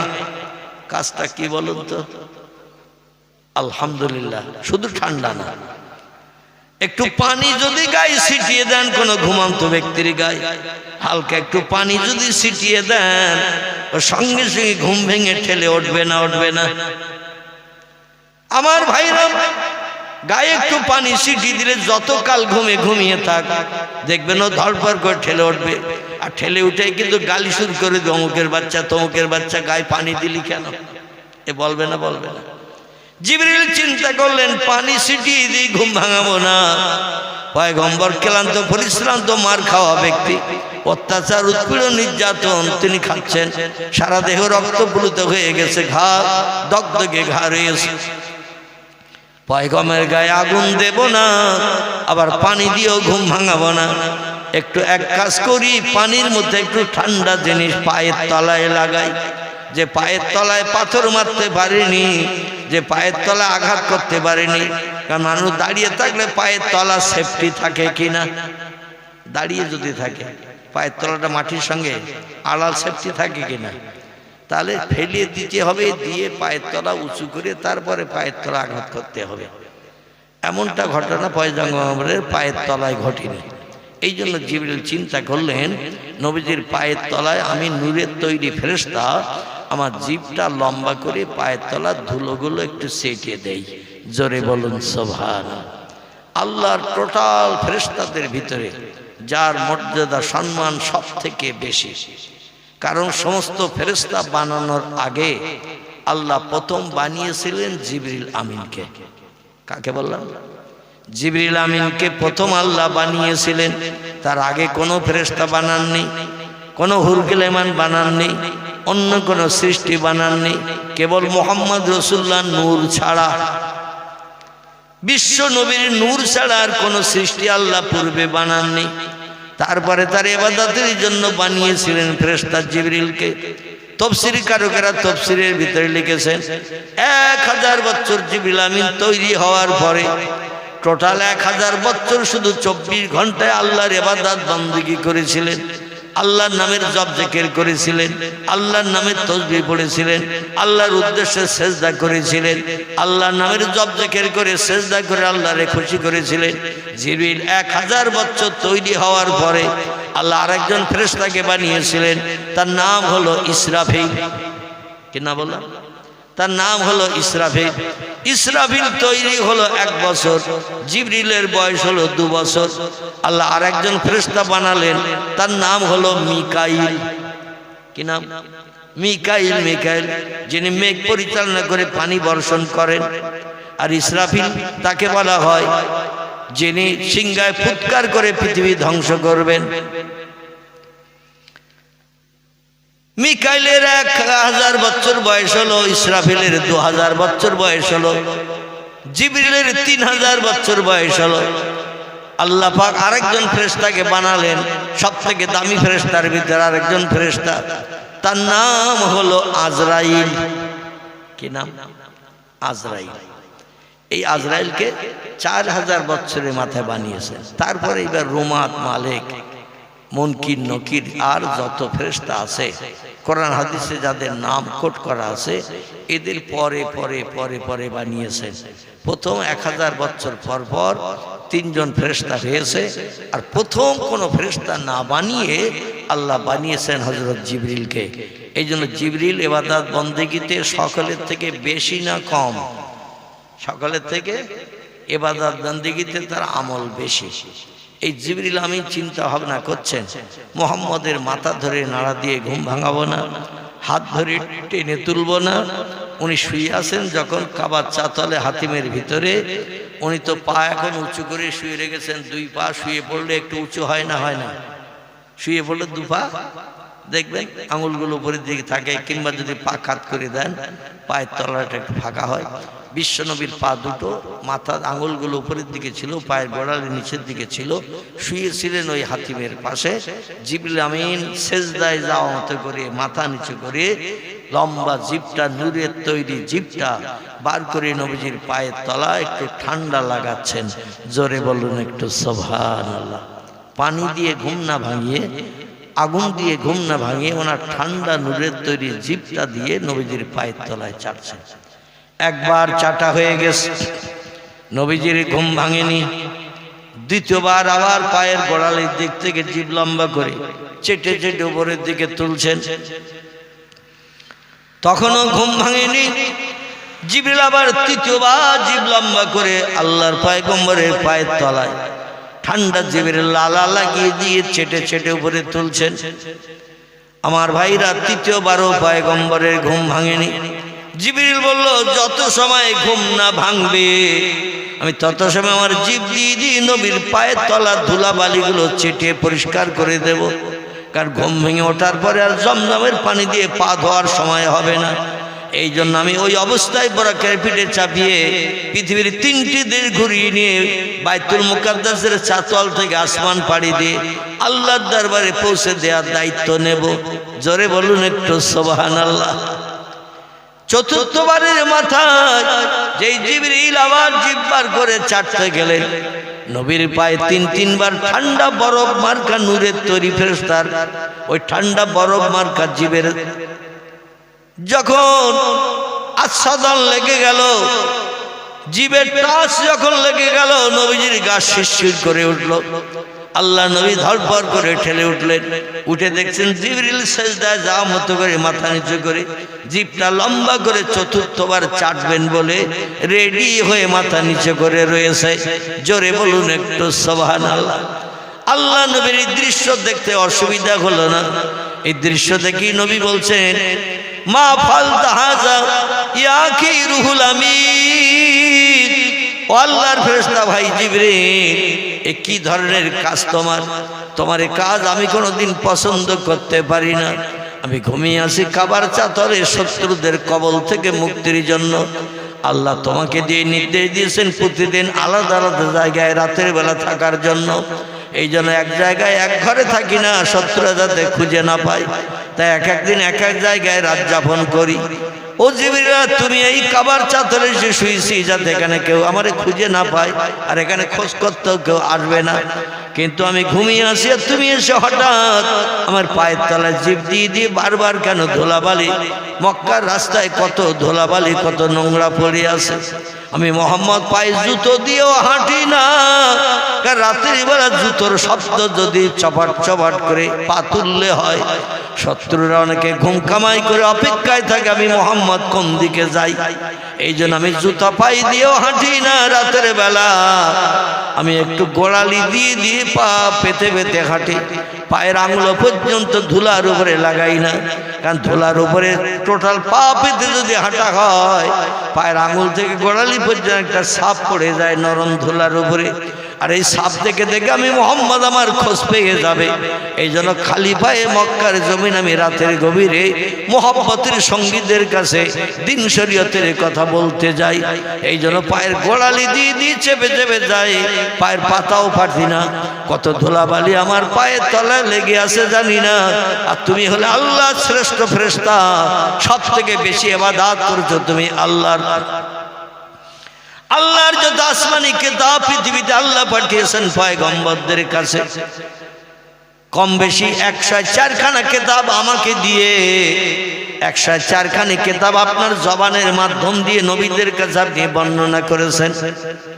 এই পৃথিবীতে যত পয়গম্বর এসেছে আল্লাহর তরফ থেকে ওহির কথাগুলো আপনি জিবরিল আমিন নিয়ে পয়গম্বরদের কাছে পৌঁছে দিয়েছেন। আপনার জীবের মতো পবিত্র জিনিস আমার ধারণা আর পৃথিবীতে কিছুই নাই, আসমানেও নাই, জমিনেও নাই। আপনার জীবের মতো দামি মর্যাদাবান জিনিস পৃথিবীতে এবং আসমানে কিছুই নাই। কারণ লক্ষাধিক পয়গম্বরের কাছে ওহী এনেছেন আপনি, আল্লাহর সত্য কথাগুলো আপনি বর্ণনা করেছেন। আপনি জীবনে একটাবার মিথ্যা কথা বলেননি, কাউরে ধোঁকা দেননি, কাউকে প্ররোচনা দেননি, কটু কথায় কাউরে আপনি গালিও দেননি। আপনার জীব হলো পবিত্র, সেই পবিত্র জীব দিয়ে আমি মুহাম্মদ আমার পায়ের তলার ধুলাগুলো এইভাবে কেন চেটে চেটে পরিষ্কার করছেন? পাশেই তো জমজম কূপ আছে, প্রয়োজন হলে বালতি দড়ি ফেলে দিয়ে জমজম কূপ থেকে পানি উঠিয়ে আমার পায়ে যদি কোনো পশুর পায়খানা লেগে থাকে, নোংরা লেগে থাকে, ছাগল চলে, ভেড়া চলে, উট চলে মক্কা নগরীতে, তাদের যদি পেশাব পায়খানা জমিনে পড়ে থাকে আমার পায়ে লাগলেও লাগতে পারে, কারণ জুতো পাই দিয়ে রাতের বেলা হাঁটি না, এই জন্য পায়ে লাগলে লাগতে পারে। জমজমের পানি উঠিয়ে আমি ধৌত করে নিতাম। কিন্তু আপনার পবিত্র জীব, যে জীব দিয়ে আল্লাহর পাক কালাম কোরআন আপনি আমার কাছে বর্ণনা করতে আসেন, সেই জীব দিয়ে আপনি বলেন আর আমি শুনি, আর সেই জীবের মর্যাদা কেন নষ্ট করলেন? আপনার এই কাজ আমি পছন্দ করি না। আব্দুল্লাহর বেটা মুহাম্মদ, জিবরিল বলছেন সাদ্দাকতা ইয়া কি মুহাম্মদ বিন আব্দুল্লাহ, আব্দুল্লাহর বেটা ভাই মুহাম্মদ, আপনি যে তথ্যটা দিয়েছেন তথ্যটা হলো সঠিক। আমি এতদিন ধারণা করছিলাম আমার জীবের মতো দাম পৃথিবীর আর কোনো জিনিসের নাই, আসমানেও কোনো জিনিসের নাই, জমিনেও কোনো জিনিসের দাম আমার জীবের মতো নাই। কারণ আমার জীব হলো সব থেকে দামি, যে জীব দিয়ে আল্লাহ পাকের ইবাদত বন্দেগী উপাসনা, আল্লাহ নামের জপ যেখানে আমি সব থেকে বেশি বেশি আমার জীব দিয়ে করেছি, এ ধারণাটা আমারও ছিল। কিন্তু আল্লাহ পাক আজ রাত্রি বেলা এমন একটা দায়িত্ব আমার কাঁধে চাপিয়ে দিয়ে দিয়েছেন, সেই দায়িত্ব পালন করতে এসে দেখলাম আপনার পায়ের তলার ধুলা ময়লার থেকে আমার জীবের দাম কম। একটু জোরে বলুন সুবহানাল্লাহ। আমার জীবের থেকে আপনার পায়ের তলার দাম কম না বেশি? আপনার পায়ের তলার দাম আমার জীবের থেকে কম না বেশি? কথা বলে না, বেশি। কারণ এই জন্য আপনার পায়ের তলার দাম বেশি, কারণ হলো আমার জীব যেখানে যেতে পারিনি আপনার পায়ের তলা সেখানে যাবে। সেটি হলো আল্লাহর আরশ কুরসি। আল্লাহ অতীতে যেখানে ছিলেন, বর্তমানে যেখানে আছেন, ভবিষ্যতেও কিয়ামত পর্যন্ত যেখানে থাকবেন, এই জায়গাটির নাম হলো আরশ মুআল্লা, আরশ কুরসি। সেইখানে কোনো ব্যক্তির যাওয়ার পাওয়ার নাই, আল্লাহ পাক সেইখানে অবস্থান করেন। এই পবিত্র জায়গায় তিনি পবিত্র, তিনি খান না, ঘুমান না, পেশাব করেন না, পায়খানা করেন না, রোগ বেমারি হয় না, শরীর নাপাক হয় না, স্বামী স্ত্রী মিলন তার নাই, তিনি হলেন একাই একা। এই জন্য তিনি অতীতে ছিলেন পবিত্র, বর্তমানে পবিত্র, ভবিষ্যতেও থাকবেন পবিত্র। তার আরশ কুরসিটাও হলো পবিত্র। সেই পবিত্র জায়গায় আপনার ধুলাবালি লাগানো পা চলে যাবে। আমার জীব এতদিন পর্যন্ত আল্লাহর ইবাদত বন্দেগী করা সত্ত্বেও সেই জায়গায় কোন আমার জীব ঢোকার পারমিশন পাইনি। জোরে বলুন একটু সুবহানাল্লাহ। এই জন্য আপনার পায়ের তলা ধুলাবালি আমার এই পবিত্র জীব দিয়ে আমি ছেড়ে দিচ্ছি, যে জীব দিয়ে 104 খানা আল্লাহর আসমানি কিতাব নবীদের কাছে আমি এনে পৌঁছে দিয়েছি জিব দিয়ে বর্ণনা করে। আল্লাহ যত ওহির কথা আমার দিয়ে পাঠিয়েছেন আমি ওই জিব দিয়ে নবীদের কাছে আল্লাহর সরাসরি কথাগুলো মারফত হয়ে আমি নবীদের কাছে এসে বর্ণনা করে দিয়েছি, উপকার করেছি, তাদের মুখে হাসি ফুটিয়েছি। আজকের সেই জিবটার দাম আমার বেশি ছিল এটা আমি জানতাম, কিন্তু আল্লাহ এমন একটা কাজ আমাকে দিয়ে করাতে চাইছে যে কাজটা করতে যেয়ে দেখলাম আপনার পায়ের তলার ধুলার থেকেও আমার জিবের দাম কম। এই জন্য আপনি কিছু মনে নেবেন না, আমি আপনার পায়ের তলা আমার পবিত্র জিব দিয়ে ছেটে পরিষ্কার করে দিলাম যাতে আল্লাহ আরশ পাক পবিত্র, আপনার পাও পবিত্র করে দিলাম যাতে আরশের মর্যাদা আরো বেড়ে যায়। জোরে বলুন একটু সুবহান। নবী বললেন তাই নাকি? আমাকে কোথায় নিয়ে যাবে? বলে এলা সিদরাতুল মুনতাহা, আসমানের শেষ পর্যন্ত নিয়ে যাব। ওই তাকিয়ে দেখেন একটা চতুষ্পদ জন্তু দাঁড়িয়ে আছে, সাদা রঙের, তার গায়ে দুখানা ডানা আছে, চারখানা পাওয়ালা। ওই জন্তুটাই আপনার বাহন হবে, ওর পিঠে আপনি চাপবেন। আর আমি নিজে ইসমে আজম পাঠ করে আমার 400 মতান্তরে 600 তফসিরের ভিতরে এসেছে, হাদিস শরীফ এসেছে, তিরমিজি শরীফ, আবু দাউদ শরীফের ভিতরে আল্লাহ নবী বলছেন আমি জিবরিলকে বাস্তব চোখে যখন দেখেছি ও চেহারাটা দেখে দেখলাম তার গায়ে ডানা লাগানো রয়েছে 600। কটা? 600 ডানা তার গায়ে লাগানো আছে। ও সব ডানাগুলো যখন লম্বা করে দিয়ে একবার নাড়া দেয়, লক্ষ লক্ষ মাইল এক নাড়ায় পৌঁছে যায়। জোরে বলুন সুবহানাল্লাহ। তবে আমি আমার ডানা মিলে ওই বোরাকের পিছনে পিছনে যাব, কারণ আপনি থাকবেন বোরাকের পিঠে, আপনার আগে গেলে আপনার মর্যাদা নষ্ট হবে। এই জন্য আমি আপনাকে সামনে রেখে বোরাকের পিছনে পিছনে যাব। ইয়া রাসূলুল্লাহ, আপনি তাড়াতাড়ি উঠে পড়ুন, আল্লাহর কাছে যেতে হবে। আল্লাহ হুকুম করেছে, আমাকে নিয়ে যাওয়ার দায়িত্ব দিয়েছেন। পয়গম্বরের বয়স তখন হলো 53 বছর। কত বললাম? 53 বছর তখন পয়গম্বরের বয়স। এই 53 বছর বয়সে রজব মাসেই নবীজি মেরাজ করলেন, আল্লাহর সঙ্গে দিদার করে ফিরিয়ে আসলেন। ফিরে আসার 1.5-2 মাস, মতান্তরে 3 মাস, মানে রজবের পরে শাবান, রমজান, শাওয়াল, জিলকদ, জিলহজ, এই কত মাস বাকি। তো মাস 3 পরেই আল্লাহ পাক পয়গম্বরকে বললেন মক্কার মানুষ আপনারে আবার মারবে, আবার গালি দেবে, হাটখুড়ো বলবে, নিবংশে বলবে, রাখাল বলবে, মূর্খ বলবে। আমি আল্লাহর পছন্দ করি না, কারণ আমার চেহারা আপনারে দেখিয়ে কলিজা তুষের আগুন যখন সব নিবারণ করে দিয়ে দিলাম, মক্কার মানুষের গালি গালাজা শুনতে দেব না, মারধর আপনাকে আর খেতে দেব না।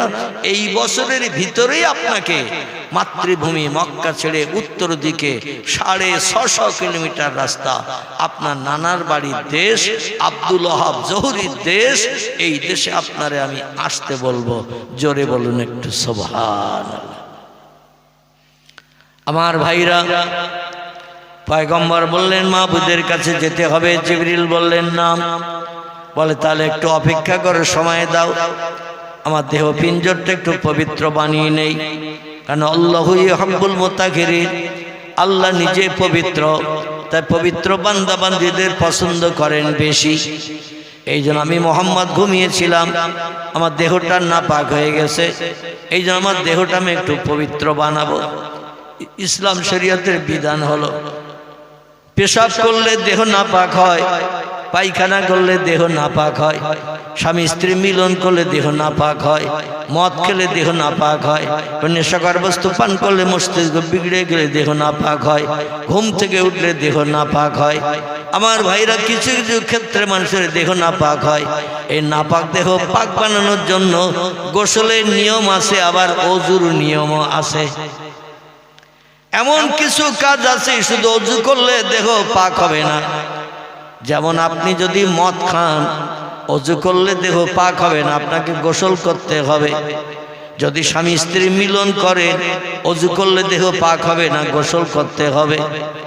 আমার ভাইরা, এইভাবে পৃথিবীতে কিছু কিছু কাজ আছে যে কাজগুলো করলে গোসল প্রয়োজন, আবার কিছু কিছু কাজ আছে সেগুলো গোসল না করে অজু করলে দেহ পবিত্র হয়ে যায়।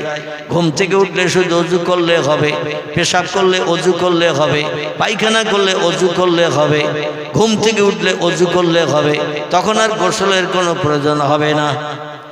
আল্লাহর পয়গম্বর বলেন একটু উজু করিনি, আমাকে একটু জমজম কূপের ধারে যেতে যাও।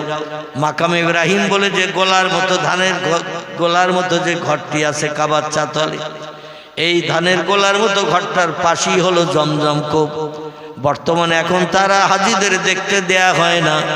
2004 সাল পর্যন্ত পৃথিবীর সব দেশের হাজিদের এই জমজম কূপ দেখার সুযোগ দিয়েছিল সৌদি সরকার। 2004 সাল পর্যন্ত হাজিরা যখন মক্কা শরীফে যেত, তারা জমজম কূপ দেখতে ইচ্ছা করলে জমজম কূপ দেখতে পেত। কাবার চাতলের তলায় আছে জমজম কূপ। আমাদের পূর্ব দিকে একটা সিঁড়ির ধাপ কাটা আছে, গুনতে গুনতে আমি দেখলাম 23টা ধাপের সিঁড়ি ভাঙতে হয়। কাবার চাতল থেকে নিচের দিকে নামতে হয়। 23টা ধাপের সিঁড়ি ভাঙলে একটা লম্বা চাতল তলায় পাওয়া যায়। ওই চাতল দিয়ে 60 ধাপ পায়ে হেঁটে গেলে জমজম কূপের গোড়ায় যেয়ে হাজির হওয়া যায়। বোঝা গেল? 23টা ধাপ সিঁড়ি ভেঙে নিচে নামলে একটা ফাঁকা চাতল, এই ফাঁকা চাতল দিয়ে হেঁটে যেতে হবে 60 ধাপ। 60 ধাপ হেঁটে গেলেই জমজম কূপের গোলাকার কূপটা বানানো আছে, পাথর দিয়ে ব্যারিকেড করে ঘেরা। আমার ভাইরা এই কুয়ার গোড়ায় যাওয়ার সুযোগ হয়। ওই পাথর দিয়ে গোলাকার করে কুয়াটা বানানো, তার উপরে আবার কাঁচ দিয়ে ঘেরা আছে। বর্তমানে কোনো মানুষ যাতে তার ভিতরে থুতু টুতু ফেলতে না পারে, ভিতর থেকে কোনো কিছু যেন নোংরা জিনিস ফেলতে না পারে, এজন্য কাঁচ দিয়ে ঘেরা আছে। তবে এখন আর হাজিদের দেখতে দেয়া হয় না। 2004 সাল থেকে বন্ধ করে দেয়া হয়েছে। আমি প্রথম যে বছর গিয়েছিলাম মক্কা শরীফে হজ পাক করতে, সালটি ছিল 2002 সাল। কথা বললাম 2002 সালে প্রথম যখন গেলাম মক্কা শরীফে, হাজিরা দেখছি নামছে, কিন্তু ওতলা যে জমজম কূপ গেলে দেখতে পাওয়া যায় এটা আমি জানতাম না। দেখছি নামছে, কিছু মানুষ আবার উঠছে। আমরা কোথায় যাই একটু দেখে আসি, একটু বিভিন্ন জিনিস দেখার সব ইচ্ছা ছিল। কম বেশি মক্কা শরীফে 12 কিলোমিটার পর্যন্ত রাস্তা আমি পায়ে হেঁটে হেঁটে ঘুরেছি। 12 কিলোমিটার পর্যন্ত পাহাড়ি এলাকায় ঘুরে ঘুরে দেখেছি। পয়গম্বর যেখানে 53 বছর বয়স পর্যন্ত যে দেশে হেঁটে হেঁটে বেরিয়েছেন, নবীজির বহু স্মৃতি চিহ্ন মক্কা নগরীতে বিদ্যমান। এগুলো হাঁটলে ঘুরলে দেখতে পাওয়া যায়। কিন্তু অধিকাংশ হাজি, শতকরা 98 বললে ভুল হবে না, শতকরা 98% হাজি এসি ঘরের ভিতরে ঢুকলে আর বাইরে বার হয় না। কারণ প্রত্যেকটি হাজিদের জন্য এয়ার কন্ডিশন এসি ঘর, আর এসি ঘরে ঢুকলে রোদ্রে কেউ বার হতে চায় না।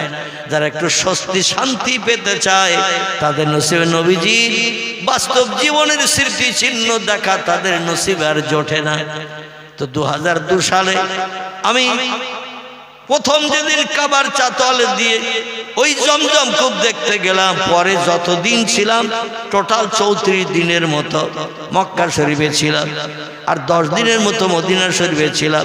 এই 34 আর 10 44 45 দিনের দিন আবার আমাদের দমদম এয়ারপোর্টে ফিরিয়ে দিয়েছিল সরকার বাই প্লেনে করে।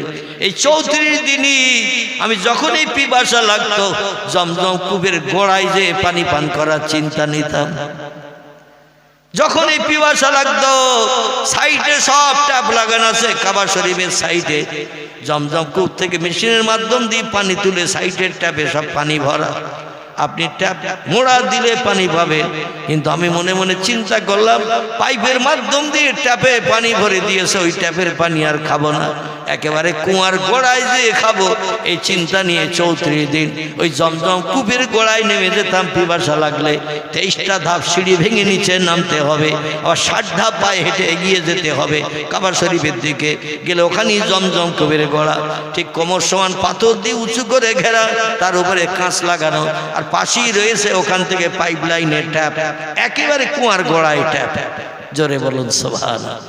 2007 যখন গেলাম, যেই হাজার চেষ্টা করলাম কাবা শরীফের চাতলে, সেই সিঁড়ির গেট আর নাই। অটোমেটিক সৌদি সরকার বন্ধ করে দিয়েছে 4 সালে। আর আমি দ্বিতীয়বার গেলাম যখন 2007-এ। জমজম খুব আর হাজিদের নসিবে দেখা জোটে না, এখন আর দেখা জোটে না, সরকার আর দেখতে দেয় না। যাই হোক, আল্লাহর পয়গম্বর ওই কুয়ার ভিতরে বালতি দড়ি ফেলে দিয়ে দিলেন রাতের বেলা। বালতি দড়ি ফেলে দিয়ে একটু পানি উঠালেন, সেই পানি দিয়ে দেহটা ওযু করে পবিত্র বানিয়ে নিলেন। পবিত্র বানিয়ে নিয়ে বলেন, ইজহাব ইয়া কি রুহুল আমিন, ও ভাই জিবরিল গো, আল্লাহ নূরে তাজুলি চেহারা দর্শন করব, তোমার মুখে খবর শুনে কলিজা আমার আনন্দে আত্মহারা হয়ে গেছে, কলিজা আমার ভরপুর হয়ে গেছে গো ভাই জিবরিল, তাড়াতাড়ি নিয়ে চলো, আমি পাগল পারা হয়ে যাচ্ছি মাহবুদের দেখবো বলে। যে আল্লাহর কথা মক্কার মানুষের কাছে বলতে, যে তাইফের মানুষের কাছে বলতে, যে কুবা বাসরা মানুষের কাছে বলতে, যে আমি মার খেয়ে খেয়ে সারাটা দেহ, আমি একেবারে বসন্তের দাগের মতো সারা দেহ দাগ করে দিয়েছি, ঘা বানিয়ে দিয়েছি। সেই মাহবুদ আজ আমার সঙ্গে সাক্ষাৎ করবেন, আমার দুঃখ কথা শুনবেন, মুসিবতের কথা শুনবেন, অভাবের কথা শুনবেন, আমার একটু তাড়াতাড়ি করে নিয়ে চলো। জিবরিল বললেন, ইয়া রাসূলুল্লাহ, ইরফা, উঠে পড়ুন এই বোরাকের পিঠে। আল্লাহ নবী বলছেন, জিবরিল গো, এই চতুর্পাদ যন্ত্রের ভিতরে উঠতে হবে। জিবরিল বলেন, নাম ইয়া রাসূলুল্লাহ, এর গায়ে দুখানা ডানা আছে, উঠে বললে আপনাকে উড়িয়ে নিয়ে চলে যাবে মহাশূন্য, কোনো অসুবিধা হবে না। আর আমি গাইডম্যান হিসেবে আপনার পিছনে পিছনে যাব, কোনো অসুবিধা নাই, নিশ্চিন্ত মনে, ওয়ালা তাহজান ওয়ালা তাখাফ, কোনো ভয় নাই, চিন্তা নাই, নিশ্চিন্ত মনে উঠে পড়ে। আল্লাহ নবী আল্লাহ দেখবে বলে পাগল পারা হয়ে যায়। যেই বোরাকের পিঠে উঠতে গেল, বোরাক পাছা ঘুরিয়ে অন্যদিকে পাছা ঘুরিয়ে নিয়ে গেল। ঘোড়ার পিঠে উঠতে গেলে ঘোড়াটা একটু দাঁড়িয়ে থাকতে হবে না, হবে না।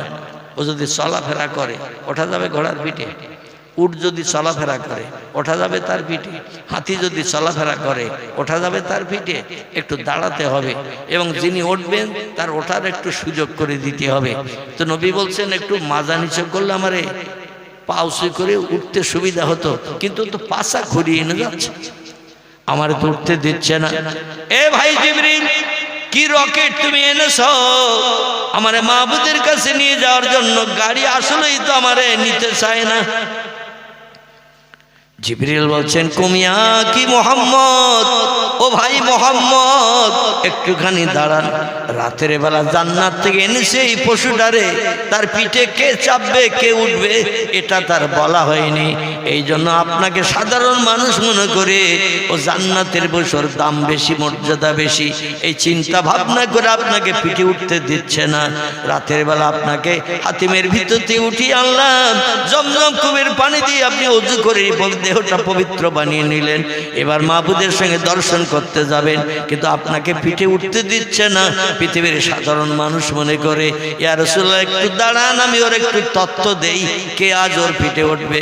জিবরিল বলছি, আইয়ুহাল বুরাক, এ জান্নাতের পশু, তুমি কি জানো আজ তোমার পিঠে কে চাপবে? বুরাক বলছে, লা ইয়া কি জিবরিল, রাতের বেলা জান্নাত থেকে পৃথিবীর জমিনে এনেছেন, একটা ঘরের সামনে আমারে দাঁড় করিয়ে রেখেছেন, তারপর একজন ব্যক্তিকে ঘুম ভাঙিয়ে টেনে তুলে আপনি আমার পিঠে উঠতে বলছেন। আমি আল্লাহর জান্নাতের নামি দামি পশু, আমার নাম বোরাক, আমার সম্মান কত, মর্যাদা কত, দাম কত। আর একটা মানুষ উঠবে আমার পিঠে। মানুষ তো সব পৃথিবীতে আল্লাহর হুকুমের খেলাফ করে, আল্লাহর ইবাদত বন্দেগী করে না, আল্লাহর হুকুমের মান্যতা দেয় না। আর সেই মানুষ আমার পিঠে উঠবে, আমি এটা পছন্দ করি না, যাতে আমার পিঠের মর্যাদা নষ্ট হয়ে যাক, তাই আমি পাছা ঘুরিয়ে ঘুরিয়ে নিয়ে যাচ্ছি। জিবরিল বলে, বোরাক তুমি শোনো, আল্লাহ যারে না বানালে তোমাকেও পর্যন্ত বানাতো না, জান্নাতের পশু হয়ে বিচরণ করার সুযোগ তোমারে দিত না, সেই ব্যক্তি আজ তোমার পিঠে উঠবে।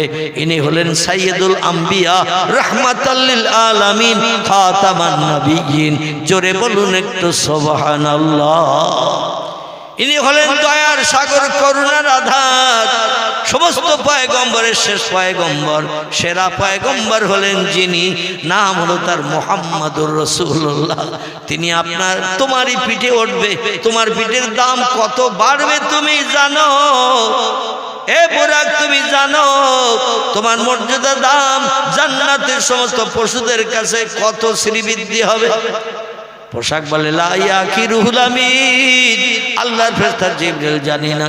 জিবরিল বলছেন তোমার দাম জান্নাতের সমস্ত পশুর থেকে হবে বেশি। জোরে বলুন সুবহানাল্লাহ। জিবরিল বলছেন তোমার দাম জান্নাতের সমস্ত পশু পাখির থেকে বেশি মর্যাদাবান, দাম বেশি হবে। বুরাক বলছেন তাই যদি হয় আজকে রাতের বেলা আল্লাহ যারে না বানালে কিছুই বানাতেন না, সব পয়গম্বরের সেরা পয়গম্বর করে যারে বানিয়েছেন তিনি আমার পিঠে উঠবেন। আমি তত্ত্বটা শুনে খুশি। তো এই রাতের বেলা সব সৃষ্টি ঘুমিয়ে আছে, গভীর রাত, রাত্র দ্বীপ্রহরের পর সব সৃষ্টি দেহের ক্লান্তি দূর করার জন্য ঘুমিয়ে পড়েছে। আর এখন এই রাতের বেলা মুহাম্মদ রাসূলুল্লাহর নাম আমার কাছে আপনি বললেন, আমি শুনলাম ইনি আমার পিঠে চেপে মাহবুদের সঙ্গে দিদার করতে যাবে। দুনিয়ার কোন সৃষ্টি তো দেখতে পাবে না, হুরগেলেমান দেখবে না, ফেরেশতারা দেখবে না, দুনিয়ার কোন জীবজন্তু কীট পতঙ্গ দেখতে পাবে না, সব রাতের গভীর বিশ্রাম করছে, ঘুমিয়ে আছে। আমার পিঠে উঠে সাইয়্যিদুল আম্বিয়া চলে যাবে আল্লাহর সঙ্গে দিদার করতে। আমি এটা পছন্দ করি না। আমি মুহাম্মদ রাসূলুল্লাহকে আমার পিঠে নিয়ে তার উদ্দেশ্য সফল করাবো, গন্তব্যস্থানে পৌঁছে দেব। তো আমার একটা দাবি আছে, রাতের বেলা কাবার চাতলে দাঁড়িয়ে আমার একটা দাবি আছে। আমার দাবিটি কি পয়গম্বর মুহাম্মদ রাসূলুল্লাহ মেনে নেবে? জিবরিল বলছে মা সালাকা ইয়া বুরাক, এ বুরাক কি তোমার দাবি বলো? বুরাক বলছে আমার দাবি হলো আল্লাহ যেদিন দুনিয়া ধ্বংস করবেন, কিয়ামত সংগঠিত করবেন, কোটি কোটি মানুষ যেদিন হাসরের মাঠে হাজিরি দেবে, সেই দিন মুহাম্মদ রাসূলুল্লাহ তার উম্মতের উপকারের জন্য হাসরের মাঠে ঘুরে ঘুরে বেড়াবে।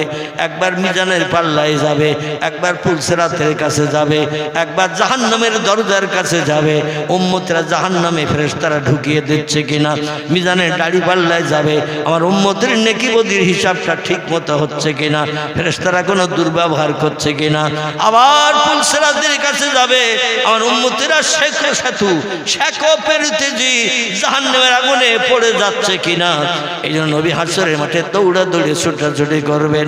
একবার এক এক জায়গায় যাবেন উম্মতদের উপকারের জন্য। সেদিন নবীর ব্যস্ততা সব পয়গম্বর দেখবে, পয়গম্বর উম্মতরা দেখবে। ওই দিন দিবালোকে দিনের বেলা সূর্য উদয় হবে, 50,000 বছরের লম্বা দিন একটা দিন হবে।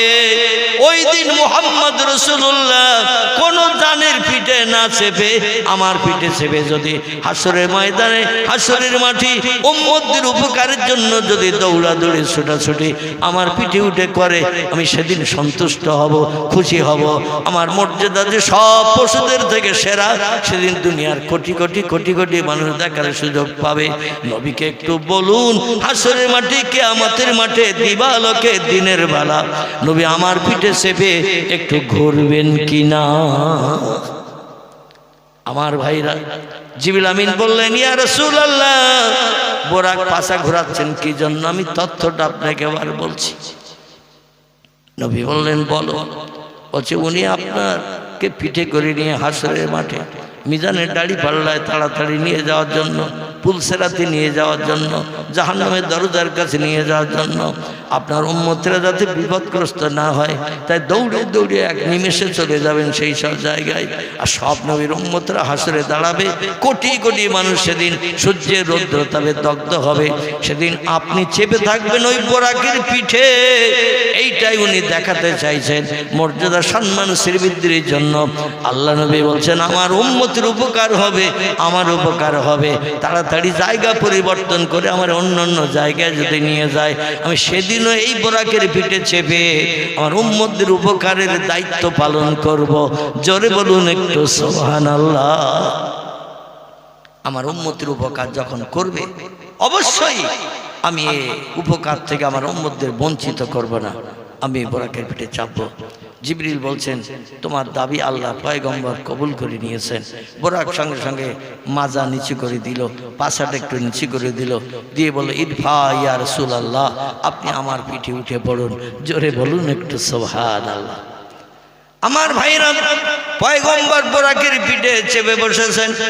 বোরাক দক্ষিণ দিকে পাশা দিয়ে, উত্তর দিকে মুখ দিয়ে, কাবা চাতালের পূর্ব দিকে আমাদের দিকে। আমার ভাইরা, ওই মাকাম ইব্রাহিমের ঘরের পাশেই বোরাক দাঁড়ানো, দরজার সামনে দাঁড়ানো। আল্লাহ নবীকে পিঠে তুলে নিয়ে একবার ইসমে আজম পাঠ করে 4 পা তুলে লাফ দিলেন। দেখবেন গরু, ঘোড়া, ছাগল এরা যখন খুব দ্রুত দৌড়ায়, দেখবেন 4 পা একসঙ্গে তুলে তুলে দৌড়ায়। আর হেঁটে হেঁটে যখন যায় 2 পা সামনে তোলে, পরে আবার 2টো পিছন থেকে তুলে সামনের পায়ের পাশে দেয়, সামনের পা 2টো আবার সামনে দেয়। এইভাবে আস্তে আস্তে যখন যায় 2 পা তুলে তুলে হাঁটে। আর যখন দ্রুত ছোটে দেখবেন তখন লেজ তুলে যখন দ্রুত ছোটে 4 পা তুলে একসঙ্গে ছুট দেয়। ঠিক বললাম না ভুল বললাম? 4 পা তুলে ছুট দেয়, একসঙ্গে 4 পা তুলে দৌড়ায় লেজ তুলে। বোরাক ওই রকম 4 পা তুলে একবার লাফ দিল ডানা মেলে। আর কাবা শরীফের চতুর্দিকে পাহাড়, তখন কোনো হেরেমের মসজিদ হয় নাই। এখান থেকে বহুত দিন আগের কথা, 1450 বছর আগের কথা। তখন হেরেমের মসজিদ কমপ্লিট হয় নাই, শুধু কাবা শরীফের চাতল ছিল। সেখানেই মানুষের এসতো, নামাজ পড়তো কাবা শরীফকে সামনে রেখে। আর ওই পাহাড়ের উপর দিয়ে উড়িয়ে চলে গেল 650 কিলোমিটার রাস্তা এক লাফের মাধ্যম দিয়ে। জোরে বলুন একটু সুবহানাল্লাহ। আমাদের দেশের গরু, ছাগল, ভেড়া, দুম্বা যদি লাফ দেয় কমাইল যাবে, কমাইল যেতে পারবে এক লাফে। 3 ফুট 5 ফুট জোরে যদি লাফ দেয় তো 3 ফুট 5 ফুট যাবে। কিন্তু এই বোরাক নামের পশুটি জান্নাতি পশু, 4 পা তুলে একবার লাফ দিল, একে লাফে চলে গেছে উত্তর দিকে 650 কিলোমিটার রাস্তা। এছাড়াও হয়তো আরো বাড়তি যেত, কিন্তু জিবরিল স্টারিং এ ব্রেক চেপে দিয়েছে। মানে চতুষ্পদ জন্তুর পিঠে যখন কোনো সোয়ার থাকে, মানে সোয়ারের পিঠে যখন কোনো সোয়ারি থাকে, ওর হাতে দেখবেন লাগাম থাকে। লাগাম বাঁদিকে টানলে ও বাঁদিকে ঘুরে যায়, ডান দিকে টানলে ডান দিকে ঘুরে যায়। মানে নাকালের মাধ্যম দিয়ে একটা লাগাম হাতে রেখে দেয়, যেদিকে টানে মাথা সেই দিকে ঘুরে চলে যায়। তো জিবরিল আমিন সোজাসুজি টান দিয়েছে। ও তখন ওই যে উড়িয়ে যাচ্ছিল, 4 পা তুলে একবার লাফ দিয়ে জিবরিল লাগাম টেনে ধরেছে, সঙ্গে সঙ্গে জমিনে দাঁড়িয়ে গেছে। এক লাফে চলে গেছে 650 কিলোমিটার রাস্তা রাতের বেলা। যাওয়ার পরে জিবরিল লাগাম টেনেছে, গাড়ি ব্রেক কষলে যেমন গাড়ি দাঁড়িয়ে যায়, ওই রকম বোরাক দাঁড়িয়ে গেছে। আল্লাহ নবীটাকে বলছেন, জিবরিল মাহবুবকে দেখবো, আল্লাহর সঙ্গে গল্প করবো, আল্লাহ নূরে তাজুলের চেহারা দর্শন করে জীবন ধন্য করব। জীবনের দুঃখ দুর্দশা স্বভাবের কথা বলবো, ঘাত প্রতিঘাতের কথা বলবো। হঠাৎ কেন রাতের বেলা গাড়ি থামিয়ে দিলে? জিবরিল বলে, পয়গম্বর আমি আমার নিজের ইচ্ছায় গাড়ি থামাই নাই। যদি আমি ড্রাইভার, আপনি হলেন যাত্রী, তো আমার কর্তব্য আছে বাম্পার দেখলে গাড়ি একটু স্লো করতে হবে, গাড়া গাড্ডা দেখলে গাড়ি স্লো করতে হবে, প্রয়োজন হলে গাড়ি রাখতেও হয়। এই জন্য আল্লাহর কিছু নির্দেশ আছে পৃথিবীতে, নির্দেশগুলো বাস্তবে রূপদান করতে যে আমাকে এখানে গাড়ি রাখতে হয়েছে। অন্যথায় একটা না আপনারে মাহবুদের দরবারে নিয়ে যেতাম। জোরে বলুন একটু সুবহানাল্লাহ। নবী বলছেন, ভাই জিবরিল এখানে গাড়ি রাখার কারণ কি এই রাতের বেলা? জিবরিল বলছে, ইয়া রাসূলুল্লাহ গাড়ি রাখার কারণ যদি শুনতে চান, গাড়ি থেকে একটু নিচে নেমে দাঁড়াতে হবে। এই গাড়ি এখানে লাগাম টেনে কেন দাঁড় করালাম, যদি জানতে চান তাহলে এখানে একটু গাড়ির পিঠ থেকে নেমে নিচে দাঁড়াতে হবে। নিচে নেমে না দাঁড়ালে আমার পক্ষে তথ্য পরিবেশন করা সম্ভব হচ্ছে না। নবী বলছেন, রাতের বেলা কোথায় কোন দেশে এসে তুমি গাড়ি এখন হল করিয়েছো, দাঁড় করিয়েছো তো জানি না, আর নিচে না নামলে তুমি তথ্য দিতে পারবে না। জিবরিল বলল, লা ইয়া রাসূলুল্লাহ নিচে নেমে না দাঁড়ালে তথ্য দেওয়া অসম্ভব, আমি তথ্য দিতে পারবো না। নবী বললেন, তাহলে তাড়াতাড়ি নামি, কারণ যত দেরি করব আমার মাহবুদের নূরে তাজুলের চেহারা দর্শন করতে আমার দেরি হয়ে যাবে। এই জন্য তাড়াতাড়ি নামি। আল্লাহ নবী বোরাকের পিঠ থেকে নামলেন। যেই নিচে নেমে দাঁড়িয়েছেন পয়গম্বরকে জিবরিল আমিন বলছেন, ইয়া রাসূলুল্লাহ, আপনি এই যে জমিনে নেমে দাঁড়িয়েছেন, জায়গাটা কোন জায়গা, কি চেনেন? আল্লাহ নবী বলছেন, একে তো রাতের বেলা, আধার অন্ধকার গভীর রাত, তারপর কোন দেশে এনে আপনি আমাকে রকেটে করে এনে নামিয়েছেন, আমি কি করে বলবো রাতের বেলা? আমার তো চেনা জানা কোনো রাস্তা নয়। জিবরিল বলছেন, পয়গম্বর, আপনি নেমে দাঁড়িয়েছেন যে জায়গাটা কোন জায়গা আপনারে বলে দিই। এই দেশটির নাম হলো ইয়াসরিব। কি নাম? এই দেশটির নাম হলো ইয়াসরিব। এটা হলো আপনার নানার বাড়ির দেশ, আপনার মা জননীর বাপের বাড়ির দেশ, আমিনার বাপের বাড়ির দেশ। এই দেশটির নাম হলো ইয়াসরিব। নবী বলছেন, জিবরিল গো, পুরানো ব্যথার কথা তুমি তুলে ধরলে। এই দেশে আমি একটা বার এসেছিলাম তাইফের দেশ থেকে মায়ের কাছে মক্কায় ঘরে ফিরে।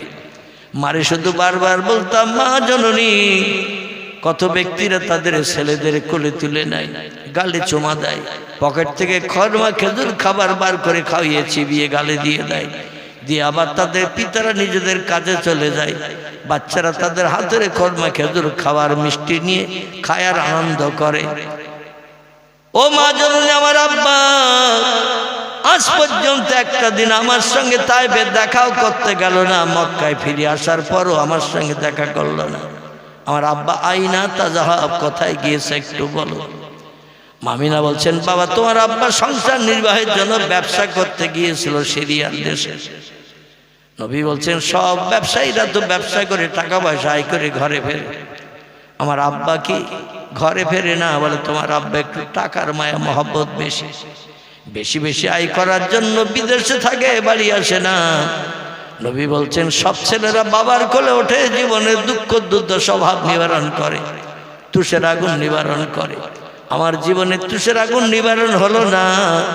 এই জন্য আমি বাপকে যদি আমাদের দেশে ফিরে না আসে, আমি নিজে চলে যাব বাপের সঙ্গে, যে দেশে ব্যবসা করতে গেছে।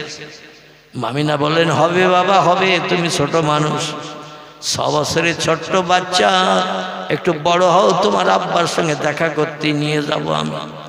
2 দিন 5 দিন 10 দিন যায়, আবার পয়গম্বর বাচ্চা ছেলে মেয়েদের নিয়ে পাহাড়ি এলাকায় যখন খেলা করে, হঠাৎ তাদের আপনজনেরা এসে যখন কোলে তুলে নেয়, চুমা দেয়, পকেট থেকে খাবার বার করে দেয়। নবী দাঁড়িয়ে দাঁড়িয়ে ফাল ফাল করে তাকিয়ে তাকিয়ে দেখে, বলে, আহারে, আমার কত বন্ধুদের পিতা আসছে, চাচা আসছে, আপনজন আসছে, কোলে তুলে নেয়, খাবার দেয়, গালে চুমা দেয়, কপালে চুমা দেয়। আহারে, আমার দুঃখ নিবারণের কেউ নাই। কাঁদতে কাঁদতে দৌড়িয়ে বাড়ি এসে বলে, মা, আমার আব্বা টাকার মোহে পড়ে বিদেশে থাকতে পারে, বাড়ি ফিরতে না পারে, আমি মুহাম্মদকে জ্বালা সহ্য করতে পারি না, আমার নিয়ে চলুন, বাবার সঙ্গে সাক্ষাৎ করতে যাব। মামিনা একদিন শ্বশুর আব্বা জান আব্দুল মুত্তালিবের সঙ্গে কথা বলে আলাপ আলোচনা করে বললেন, মোহাম্মদ বড় ব্যস্ত হয়ে পড়েছে, আমারে নিয়ে যেতে চাচ্ছে তার বাবার সঙ্গে সাক্ষাৎ করতে। আব্দুল মুত্তালিব বললেন, মোহাম্মদের বাবা মারা গেছে, তুমি কি তথ্য দিয়েছ? বলে, লা ইয়া আবি, আমার স্বামী মারা গেছে, মোহাম্মদের কাছে তথ্য দিই নাই। বলে, কেন? বলে, তথ্য দিলে মোহাম্মদের মনটা খারাপ হবে, মনে তুষের আগুন জ্বলবে, হৃদয়ে অন্তরে আঘাত লাগবে যে বাবা দুনিয়ায় বেঁচে নাই, আমার আর জীবনে কোলে নেবে না, গালে চুমা দেবে না, কপালে চুমা দেবে না, খরমা খেজুর খাওয়াবে না। এই চিন্তা ভাবনা করে মোহাম্মদ কাঁদবে, চোখের পানি মোচন করা যাবে না। তা আমি তারে সান্ত্বনা দিয়ে বলেছি, ব্যবসা করতে বিদেশে গেছে, এখনো ঘরে ফেরেনি, তবে আপনার সঙ্গে বলছি, আমার স্বামীর কবর একটু মোহাম্মদকে দেখাবো, যদি অনুমতি দেন তাহলে এই মক্কা থেকে উত্তর দিকে 650 মাইল রাস্তা, আমি চলে যাব একটু বাবার বাড়ির দেশে। আমার স্বামী আব্দুল্লাহ আবু আফরান্তরি খেজুর বাগানের পাশে কবরস্থ হয়ে আছেন, আমার দেওর ভাসুরদের মাধ্যম দিয়ে আমার স্বামী কবরস্থ হয়ে আছে। বাবার বাড়ি যাব, 2-5 দিন 7 দিন থাকবো, বিশ্রাম নেব, তারপরে ফিরে আসার পথে বাবার কবর দেখিয়ে মনের দুঃখ নিবারণ করি, আবার সঙ্গে নিয়ে বাড়ি ফিরব। আপনি এখন কাটছেন বাড়ির মালিক, কারণ স্বামী আমার নাই, আপনি অনুমতি দিলে আমার ছেলেটারে নিয়ে যে তার বাবার খবরটা একটু দেখাতে চাই। আব্দুল মুত্তালিব বললেন, নাম নাম ইয়া বিনতি, ও কন্যা সমতুল্য পুত্রবধূ, আমি তোমারে বঞ্চিত করব না। স্বামীর কবর কোন নারীর না দেখার ইচ্ছা হয়, এই জন্য তুমি যাও তোমার ছেলেটারে নিয়ে। তবে মরুভূমির রাস্তা, পাহাড়ি এলাকা, তুমি সুন্দরী যুবতী নারী, একটা মাত্র বাচ্চা তোমার হয়েছে, চেহারা সৌন্দর্য নষ্ট হয়নি, তোমার চেহারা সৌন্দর্যে ভাটা পড়েনি। মরুভূমির পথে, পাহাড়ি এলাকায় বিপদগ্রস্ত হতে পারো। বোকাটে যুবকেরা, চরিত্রহীন যুবকেরা, মদখোর মাতালেরা তোমার ক্ষতি করে দিতে পারে। এজন্য তোমার শিশু বাচ্চা মোহাম্মদকে নিয়ে একা যেও না, কারণ আমার একটা যুবতী মেয়ে আছে, নাম তার উম্মে আইমান, আবার আসাহুসিয়ার নামক টাইটেল দ্বিতীয় বর্ষের কেতাবে পড়ানো হয়। এই কেতাবটির নাম হল আসাহুসিয়ার, বিশ্ব নবীর জীবনী গ্রন্থ। তাতে এই মেয়েটির নাম লেখা হয়েছে আতেকা। কি নাম বললাম? কোন বর্ণনাকারী সিরাতের কেতাবে, সিরাতে ইবনে হিশাম, সিরাতুন নবী, সিরাতে হালাবিয়া, এই সমস্ত কেতাবে মেয়েটির নাম লেখা হয়েছে উম্মে আইমান, আব্দুল মুত্তালিবের মেয়ে। আবার টাইটেল দ্বিতীয় বর্ষে বিশ্ব নবীর জীবনী গ্রন্থ যে সিরাতের কেতাব পড়ানো হয়, এই কেতাবটির নাম হলো আসাহুসিয়ার।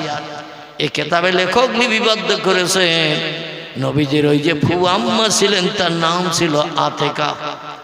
একে সঙ্গে করে নিয়ে আমিনা মক্কার জমিন থেকে পাড়ি দিয়ে চললেন। এই 600 কিলোমিটারের মতো রাস্তা, মদিনা থেকে মক্কার দিকে আসতে 75 থেকে 80 কিলোমিটারের মতো রাস্তা আসলেই এই আবহাওয়া প্রান্তরটা পাওয়া যায়।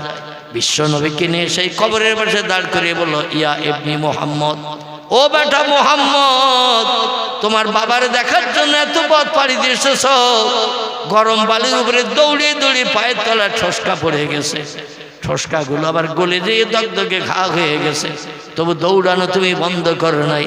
বাপের কোলে উঠবে বলে, বাপের মুখের চুমা খাবে বলে, বাপের মুখে সান্ত্বনা পাবে বলে দৌড়িয়ে দৌড়িয়ে এই পথ পাড়ি দিয়ে এসেছ। তোমার পায়ের তলার ঠসকাগুলো গলে যেয়ে দগদগে ঘা বেরিয়ে গেছে, তাও দৌড়ানো বন্ধ করে নাই। ওই যে উঁচু ঢিবি, বালির ঢিবি দেখতে পাচ্ছ মুহাম্মদ, ওই বালির ঢিবির তলায় আছে তোমার বাবা শুয়ে। যদি তুমি দেখতে চাও, তোমার বাবার কোলে উঠতে চাও, বাবার হাতের খরমা খেজুর যদি খেতে চাও, একটু ডাক দাও কবরের পাশে দাঁড়িয়ে। সিরাতে ইবনে হিশাম নামক কেতাবে লেখক লিপিবদ্ধ করেছেন, আল্লাহর নবী বাবার কবরের পাশে 6 বছর বয়সে দাঁড়ালেন। দাঁড়িয়ে এমন কান্না কাঁদতে লাগলেন, আব্বা আব্বা করে এমন দরদ ভরা মায়া ভরা ডাক দিতে শুরু করলেন। কিতাবে লেখকেরা লিখেছেন, আবহাওয়া প্রান্তরের খেজুর গাছগুলো বিশ্ব নবীর কান্নার সঙ্গে অ্যাডজাস্ট হয়ে খেজুর গাছও কান্না শুরু করে দিয়েছে, আর ডেকে বলে, আল্লাহ আপনার হাবিবের পিতার কবর এখানে হবে। আমরা আগে যদি জানতাম এই আবহাওয়া প্রান্তর এলাকার খেজুর গাছ হতাম না। পৃথিবীর সেরা পয়গম্বরের বাবাকে এখানে হারিয়ে রাখবে, আর পয়গম্বর বাল্যকালে 6 বছর বয়সে এইখানে কবর দেখতে এসে এত কান্না কাঁদবেন আব্বা আব্বা করে ডেকে ডেকে। আগে যদি জানতাম এই জায়গার খেজুর গাছ আমরা হতে চাইতাম না। আল্লাহ আমাদের জবান খুলে দাও, আপনার পয়গম্বর আর বাপ হারা, আমরা তার একটু সান্ত্বনা দিয়ে চোখের পানি মোছনের চিন্তা ভাবনা করি। আমরা আর ধৈর্য ধরতে পারছি না, সহ্য করতে পারছি না পয়গম্বরের কান্না। জোরে বলুন একটু সুবহানাল্লাহ। আমাদের বাপ মারা গেলে, মা মারা গেলে ওই দিনটা একটু কাঁদি। 2-5 দিন 7 দিন পরে একটু সবরেশানি হলে মৌলবী যদি একটু কান্নারত ভাব নিয়ে দোয়া করে, তখনও 2-1 ফোঁটা চোখে পানি ঝরে। ঠিক বললাম না ভুল বললাম? তারপরে 2 মাস 6 মাস 1 বছর হয়ে গেলে বাপের নাম আর মনে নাই, মায়ের নাম আর মনে থাকে তো নাকি? আর মনে থাকে না। আরে পয়গম্বর মুহাম্মদ রাসূলুল্লাহর কান্না ওই আবহাওয়া প্রান্তরে বালিরাও পর্যন্ত সহ্য করতে পারিনি। সিরাতের কিতাবে লেখা হয়েছে, বালিরাও পর্যন্ত আল্লাহর কাছে ডেকে ডেকে বলে, আল্লাহ আমাদের জবান খুলে দিন। আমাদের বুকের উপর আপনার পয়গম্বর দাঁড়িয়ে আব্বা আব্বা করে এমন মায়া ভরা দরদ ভরা কান্না ভরা আওয়াজ তুলছে, আমরা আবহাওয়া প্রান্তরে বাড়িগুলো পর্যন্ত সহ্য করতে পারছি না। আল্লাহ আমাদের জবান খুলে দিন, আপনার পয়গম্বরকে একটু সান্ত্বনা দেই, ধৈর্য ধরার উপদেশের কথা বলি। আমরা আগে যদি জানতাম আবহাওয়া প্রান্তরে পয়গম্বরের বাবা কবরস্থ হবে, এই জায়গার বালি আমরা হতে চাইতাম না, অন্য কোন জায়গার বালি বানাতেন, আমরা তাতেই খুশি হয়ে যেতাম। জোরে বলুন একটু সুবহানাল্লাহ। বিশ্বনবী মুহাম্মদ রাসূলুল্লাহ আব্বা বলে বলে ডেকে ডেকে যখন কাঁদছে, মামিনা স্বামী হারা বিধবা, তিনি কাঁদতে কাঁদতে আসারকে পড়েছেন পয়গম্বরের পাশে স্বামীর কবরের ধারে। আল্লাহ নবী হঠাৎ করে একটা শব্দ শুনলেন, একটা মানুষ দাঁড়িয়ে দাঁড়িয়ে কাঁদছিলেন, তিনি হলেন পয়গম্বরের মা। যেই পড়ে গেলেন একটা শব্দ হয়েছে, আল্লাহর পয়গম্বর একটু চোখ হালকা করে দেখলেন, তার জনম দুঃখিনী মা আব্বার কবরের পাশে গরম বালির উপরে শুয়ে পড়েছেন, নড়ে না চড়ে না, কোনো কথা বলে না। বিশ্ব নবী কান্না বন্ধ করে মায়ের পাশে, মায়ের মা ধরে মাথা নাড়া দিচ্ছেন, এ মা জননী আর বাবার কাছে আসতে চাইব না, বাবার নাম আর করব না, আপনি গরম বালির উপরে শুয়ে থাকবেন না। গরম বালির উপরে আমি হেঁটে হেঁটে আমার পায়ের তলায় ঠোসকা পড়ে গিয়েছিল, গরম বালিতে দৌড়িয়ে দৌড়িয়ে ঠোসকাগুলো গলে যে দগদগে ঘা বেরিয়ে গেছে, শুধু বাবার কবর দেখব, বাবার চেহারা দেখব, বাবার কোলে উঠব, বাবার কাছে মনের দুঃখের কথা জানাবো, এই চিন্তা ভাবনা নিয়ে এত দূরের পথ মক্কা নগরী থেকে উত্তর দিকে চলে এসেছি। বালির উপরে আর আপনি শুয়ে থাকবেন না গো মা, আপনার পিঠেও ঠোসকা পড়বে, আপনার পায়েও ঠোসকা পড়বে, হাতও ঠোসকা পড়বে। সূর্য রৌদ্র তাপ দিচ্ছে, সারা মরুভূমি ফাঁকা, ছায়া নাই ছায়া নাই, কেবল বাবলা গাছ আর খেজুর গাছ ছাড়া। ও মা জননী, বাবার কবরটাও তো ফাঁকা জায়গায়, এখানকার বালি উত্তপ্ত হয়ে গেছে দুপুর রৌদ্রে, আর শুয়ে থাকবেন না, তাড়াতাড়ি উঠে পড়ুন, আমাকে নিয়ে একটু দাদুর কাছে নিয়ে চলুন, আমি আর আবহাওয়া প্রান্তরে আপনারে নিয়ে কোনোদিন এইভাবে কষ্ট দিতে আসবো না। বিশ্বনবী মায়ের মাথা ধরে নাড়া দেয়, আল্লাহ নবীর মায়ের মাথা যেদিকে নাড়া দেয় সেদিকে ঘুরে যায়। বিশ্বনবী মুহাম্মদ রাসূলুল্লাহ আম্মা আম্মা করে কান্না শুরু করে দিলেন। একদল ব্যবসায়ীরা ব্যবসা করে সিরিয়া থেকে ওই ইয়াসরিবের উপর দিয়ে চলে আসছিলেন মক্কা নগরীর দিকে। আসতে গিয়ে দেখেন একজন নারী উম্মে আইমান কিংবা আতেকা, আরেকজন হলেন নবীজির আম্মা জান, আর মুহাম্মদ রাসূলুল্লাহ মায়ের মাথার পাশে বসে বসে আম্মা আম্মা করে ডাকছেন। আতেকা ডেকে বলছে, মুহাম্মদ আর কান্না করে লাভ নাই, ও মুহাম্মদ আর কান্না করে লাভ নাই, তোমার মা তোমারও বাবার মতো ফাঁকি দিয়ে চলে গেছে। সকলে পড়ুন ইন্না লিল্লাহি ওয়া ইন্না ইলাইহি রাজিউন। মাথা ধরে নাড়া দিচ্ছেন, হাত ধরে টানছেন। মা যখন আর ডাক শুনছে না, বিশ্বনবী ডাকে সাড়া দিচ্ছেন না, যুবতী নারী উম্মে আইমান মতান্তরে হযরতে আতেকা বুঝতে পারলেন নবীর মাও নবীরে ফাঁকি দিয়ে চলে গেছেন। আর ব্যবসায়ী এসে জিজ্ঞাসাবাদ করছেন, এখানে এই বাচ্চা ছেলেটা কেন কাঁদছে? বলেন আর বাবার কবর দেখতে এসেছিল মক্কা নগরী থেকে, বাবার কবর দেখতে এসে কান্না সহ্য করতে না পেরে ওনার মাও পৃথিবী থেকে ইন্তেকাল করেছেন। ব্যবসায়ী বলল, তাহলে তোমরা এখন যাবে কোথায়? বলে আমরা মক্কা নগরীতে যাব। বলে মক্কা তো এখান থেকে কম বেশি প্রায় 500 কিলোমিটার রাস্তা, এত দূরে তোমরা যাবে কি করে? আর এই যে মারা গেছে নারীটি, এনাকে কি নিয়ে যাবে না কি করবে? বলে আমি এখন দুশ্চিন্তার মাঝখানে পড়েছি, আব্দুল মুত্তালিবের কন্যা, এই নারীকে যদি কাঁধে করে নিয়ে যাওয়া হয় সেও তো দুষ্কর এবং লম্বা দূরের পথ, 10-15 দিন হেঁটে যেতে লাগবে, আর পচে গলে যাবে, দুর্গন্ধ হবে, পোকা হয়ে যাবে। এই মরা লাশ তো কাঁধে করে নিয়ে 10-15 দিন সূর্যের রৌদ্রে এই মরুভূমির রাস্তায় তো চলা যাবে না। বলে তাহলে অনুমতি দিলে ওই স্বামীর কবরের পাশে ওনার স্ত্রীকেও আমরা কবরস্থ করে যেতে পারি, যদি অনুমতি দাও। হযরত উম্মে আইমান মতান্তরে হযরত আতিকা বললেন, আমি একা, আপনারা যেটা বলছেন এটাই যথেষ্ট ভালো হবে। মরা মানুষ কাঁধে করে নিয়ে তো মক্কায় মক্কায় নিয়ে যাওয়া সম্ভব হবে না, আপনারা স্বামীর কবরের পাশে তার স্ত্রীকেও কবরস্থ করে দেন। এই জন্য পয়গম্বর মোহাম্মদ রাসূলুল্লাহর বাপ মার কবর আবহাওয়া প্রান্তরে একই জায়গায় পাশাপাশি আছে। জোরে বলুন সুবহানাল্লাহ।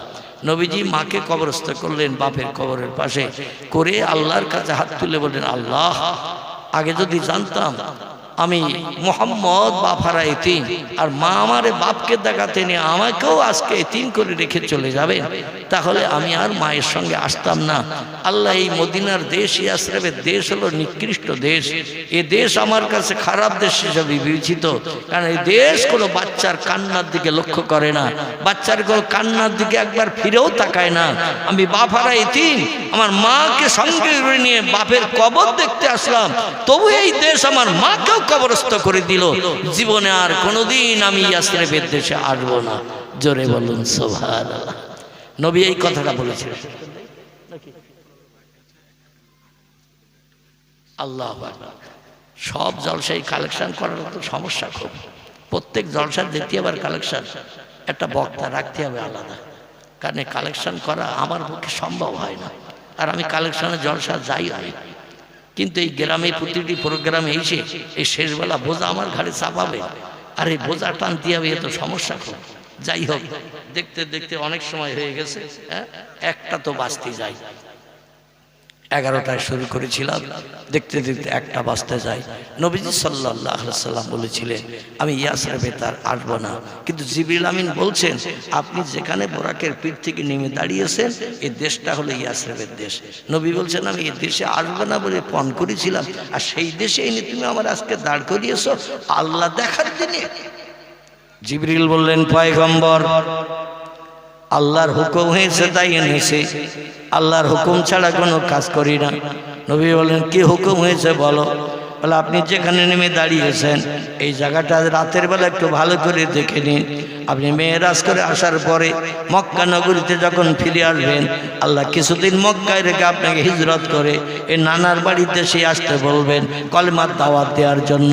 যে দেশ আপনার কাছে নিকৃষ্ট খারাপ হিসাবে বিবেচিত, মনে ব্যথা দুঃখ দেওয়া, এটা আপনার কাছে ধারণা, কিন্তু এই দেশটা আপনার মুখে হাসি ফুটাবে। আল্লাহর সঙ্গে দিদার করে আসার পরে বহু দেশে মক্কায় থাকতে কলেমার দাওয়াত দিতে গেছেন, কোন দেশের মানুষ কলেমা গ্রহণ করেনি। আর ইয়াসরিবে যখন কলেমার দাওয়াত দিতে আসবেন, হাজারে হাজার মানুষ আপনার হাতে হাত দিয়ে কলেমা পড়ে ঈমান এনে মুসলমান হবে। জোরে বলুন একটু সুবহানাল্লাহ। এই দেশের মানুষই কলেমা পড়বে, আপনার মুখে হাসি ফুটাবে, ইয়া রাসূলুল্লাহ, ইয়া হাবিবাল্লাহ, হুজুর। আর এই দেশে আপনি যখন আসবেন কলেমার দাওয়াত দিতে, এই দেশের জমিনে এই যেখানে দাঁড়িয়ে আছেন এই জায়গায় আপনার বসবাসের ঘর তৈরি হবে। জোরে বলুন একটু সুবহানাল্লাহ। বাকি জিন্দেগি যতদিন বাঁচবেন এই দেশের জমিন আপনি ঘর বেঁধে বসবাস করবেন, আর যেখানে ঘর হবে সেই জায়গাটা এই জায়গা। নবী বললেন, তাই নাকি? বলে, না মহা, এই জায়গায় আপনার বাকি জিন্দেগি বসবাসের জায়গা হবে। আল্লাহ নবী বললেন, আর কোনো তথ্য দেবে নাকি? এই ইয়াসরিবের দেশে যদি দিতে চাও তাড়াতাড়ি দাও, আমি আল্লাহরে দেখার জন্য পাগল পারা হয়ে গেছি। জিবরিল বললেন, পয়গম্বর, এখন আরো দুটো তথ্য আপনাকে দেব। 2 নম্বরের তথ্য হলো, পয়গম্বর আপনি শুনুন, এই যেখানে আপনি বসবাস করবেন ঘর বেঁধে কলেমার দাওয়াত দিতে এসে, এখানে আপনার একজন বিবাহিতা স্ত্রীর ঘর হবে। এই জায়গাটা তিনি অন্য কেউ নন, আপনার মহব্বতের সাথে প্রথম বয়স্কদের ভিতরে হাতে হাত দিয়ে কলেমা পড়ে মক্কা নগরীতে মুসলমান হয়েছিলেন যিনি, তার নাম হলো আবু বকর সিদ্দিক। তারই প্রাণ প্রিয় কন্যা যার নাম হলো উম্মুল মুমিনিন হযরতে আয়েশাতুল হুমায়রা। আপনি মদিনায় আসার পরে আয়েশার সঙ্গে আপনার বিয়ে হবে, আর ওই বিয়ের পর আয়েশাকে নিয়ে এই জায়গায় আপনি ঘর বেঁধে বসবাস করবেন 10 বছর। জোরে বলুন একটু সুবহানাল্লাহ। ক বছর? 10 বছর এখানে আপনি ঘর বেঁধে বসবাস করবেন, আয়েশাকে নিয়ে সংসার করবেন। নবী বলছেন, আর কোন তথ্য দেবে নাকি? জিবরিল বলেন, না ইয়া রাসূলুল্লাহ, আল্লাহ আরেকটা তথ্য আমারে জানিয়ে দিয়েছেন অ্যাডভান্স, যেটা পৃথিবীর কোনো মানুষ জানে না। আল্লাহ সব খবর জানেন, তিনি জানিয়ে দিয়েছেন এই আয়েশার ঘরের ভিতরে এখানেই বসবাস করতে করতে 10 বছর কাল অতিক্রান্ত যখন হবে, এখানেই আপনার মরণ হবে। আয়েশার ঘরের ভিতরে আপনার মরণ হবে, আর কিয়ামত পর্যন্ত আয়েশার ঘরের ভিতরে আপনাকে কবরস্থ হয়ে থাকতে হবে। জোরে বলুন একটু সুবহানাল্লাহ। আচ্ছা, আমরা কেউ বলতে পারবো মরণ আমাদের কোন জায়গায় হবে? আমাদের কবর কোন বাসতলায় কোথায় হবে? আপনজন আত্মীয় স্বজনদের কাছে দায়িত্ব ছেড়ে দেয়া হয়। তারা যেখানে ভালো পছন্দ করবে, মারা গেলে সেখানে কবর দেবে। আর আল্লাহ নবীজির জন্য অ্যাডভান্স সব তত্ত্ব আগাম জানিয়ে দিয়েছেন। মরণের পরে দেখা গেল সব তত্ত্বগুলো বাস্তবে একই হয়েছে। জোরে বলুন একটু সুবহানাল্লাহ। আমার ভাইরা, এইখান থেকে তিনটি নিদর্শন দিয়ে বোরাকের পিঠে চাপিয়ে পয়গম্বরকে নিয়ে যাওয়া হয়েছিল ওই মাদানের দেশের তুর পাহাড় দেখাতে। তুর পাহাড়ে মুসা নবী যেখানে আল্লাহর সঙ্গে টেলিফোনে কথোপকথন করতেন, সেইখানে সেই জায়গাটা দেখা হলো। ওখানে একটা খেজুর গাছ এখনো দাঁড়িয়ে আছে বর্ণনাকারীদের মতে, যার বয়স হয়েছে বর্তমান ৪,৫০০ বছর। কত বছর বললাম? ৪,৫০০ বছর গাছটার বয়স। এই গাছের তলায় দাঁড়িয়ে মুসা নবী আল্লাহর সঙ্গে টেলিফোনে কথা বলতেন। পয়গম্বরকে সেটা দেখানো হলো। দেখিয়ে ওখান থেকে বোরাকের পিঠে চাপিয়ে বাইতুল মুকাদ্দাসে নিয়ে যাওয়া হলো। বাইতুল মুকাদ্দাসে পয়গম্বর ইমাম হলেন। আল্লাহর কোটি কোটি ফেরেশতারা মুক্তাদি হলেন। সমস্ত পয়গম্বর আদম নবী থেকে ঈসা নবী পর্যন্ত আসমান থেকে ছাড় দিয়ে নবীজির পিছনে ইক্তেদা করে মুক্তাদি হয়ে নামাজ পাঠ করে নবীজির ইমাম বানালেন। ওনারা সবাই নবীর মুক্তাদি হয়ে উম্মত হিসাবে বিবেচিত হলেন। জোরে বলুন একটু সুবহানাল্লাহ। মানে সব নবী মুহাম্মদ রাসূলুল্লাহ সাহায্য ছাড়া জান্নাতে যাওয়ার অনুমতি পাবে না। এটাও সেখানে আল্লাহ প্রমাণ করিয়ে সেরা নবীর মর্যাদা তাকে দিলেন। জোরে বলুন আমিন। আমার ভাইরা, দেখতে দেখতে 2 ঘন্টার কাছাকাছি হয়ে গেছে। 2-4 মিনিট বাকি, আমরা দোয়ার দিকে গিয়ে যাব। তবে কর্তৃপক্ষরা আগামী বছর আবার এই প্রোগ্রাম করবেন। গায়ে প্রোগ্রাম হলে মানুষের আনাগোনা একটু কম হয়। তো আল্লাহর অফুরন্ত রহমত। আমি যেটা ধারণা করে পারি নাই, সেটা বাধ্য হয়ে বলছি যে আপনারা কম্বলের ভিতর থেকে উঠে এসে যা এরিয়া করে জায়গাটা বানিয়েছিল মোটামুটি ভরাট করে ফেলেছে। আমি নিজেও বিশ্বাস করতে পারিনি যে আজকের এই প্যান্ডেল ভর্তি হবে। এই শীতের রাতে পৌষ মাসে মোটামুটি ভর্তি করে ফেলেছেন। ঘন্টা 2 আলোচনা রাখলাম। আল্লাহ আবার যদি 4 চক্ষের মিলন ঘটান, আমি বাইতুল মুকাদ্দাস থেকে পরবর্তী ঘটনাগুলো আবার আলোচনা করতে, আলোকপাত করতে সচেষ্ট হব। এখন এই প্রোগ্রাম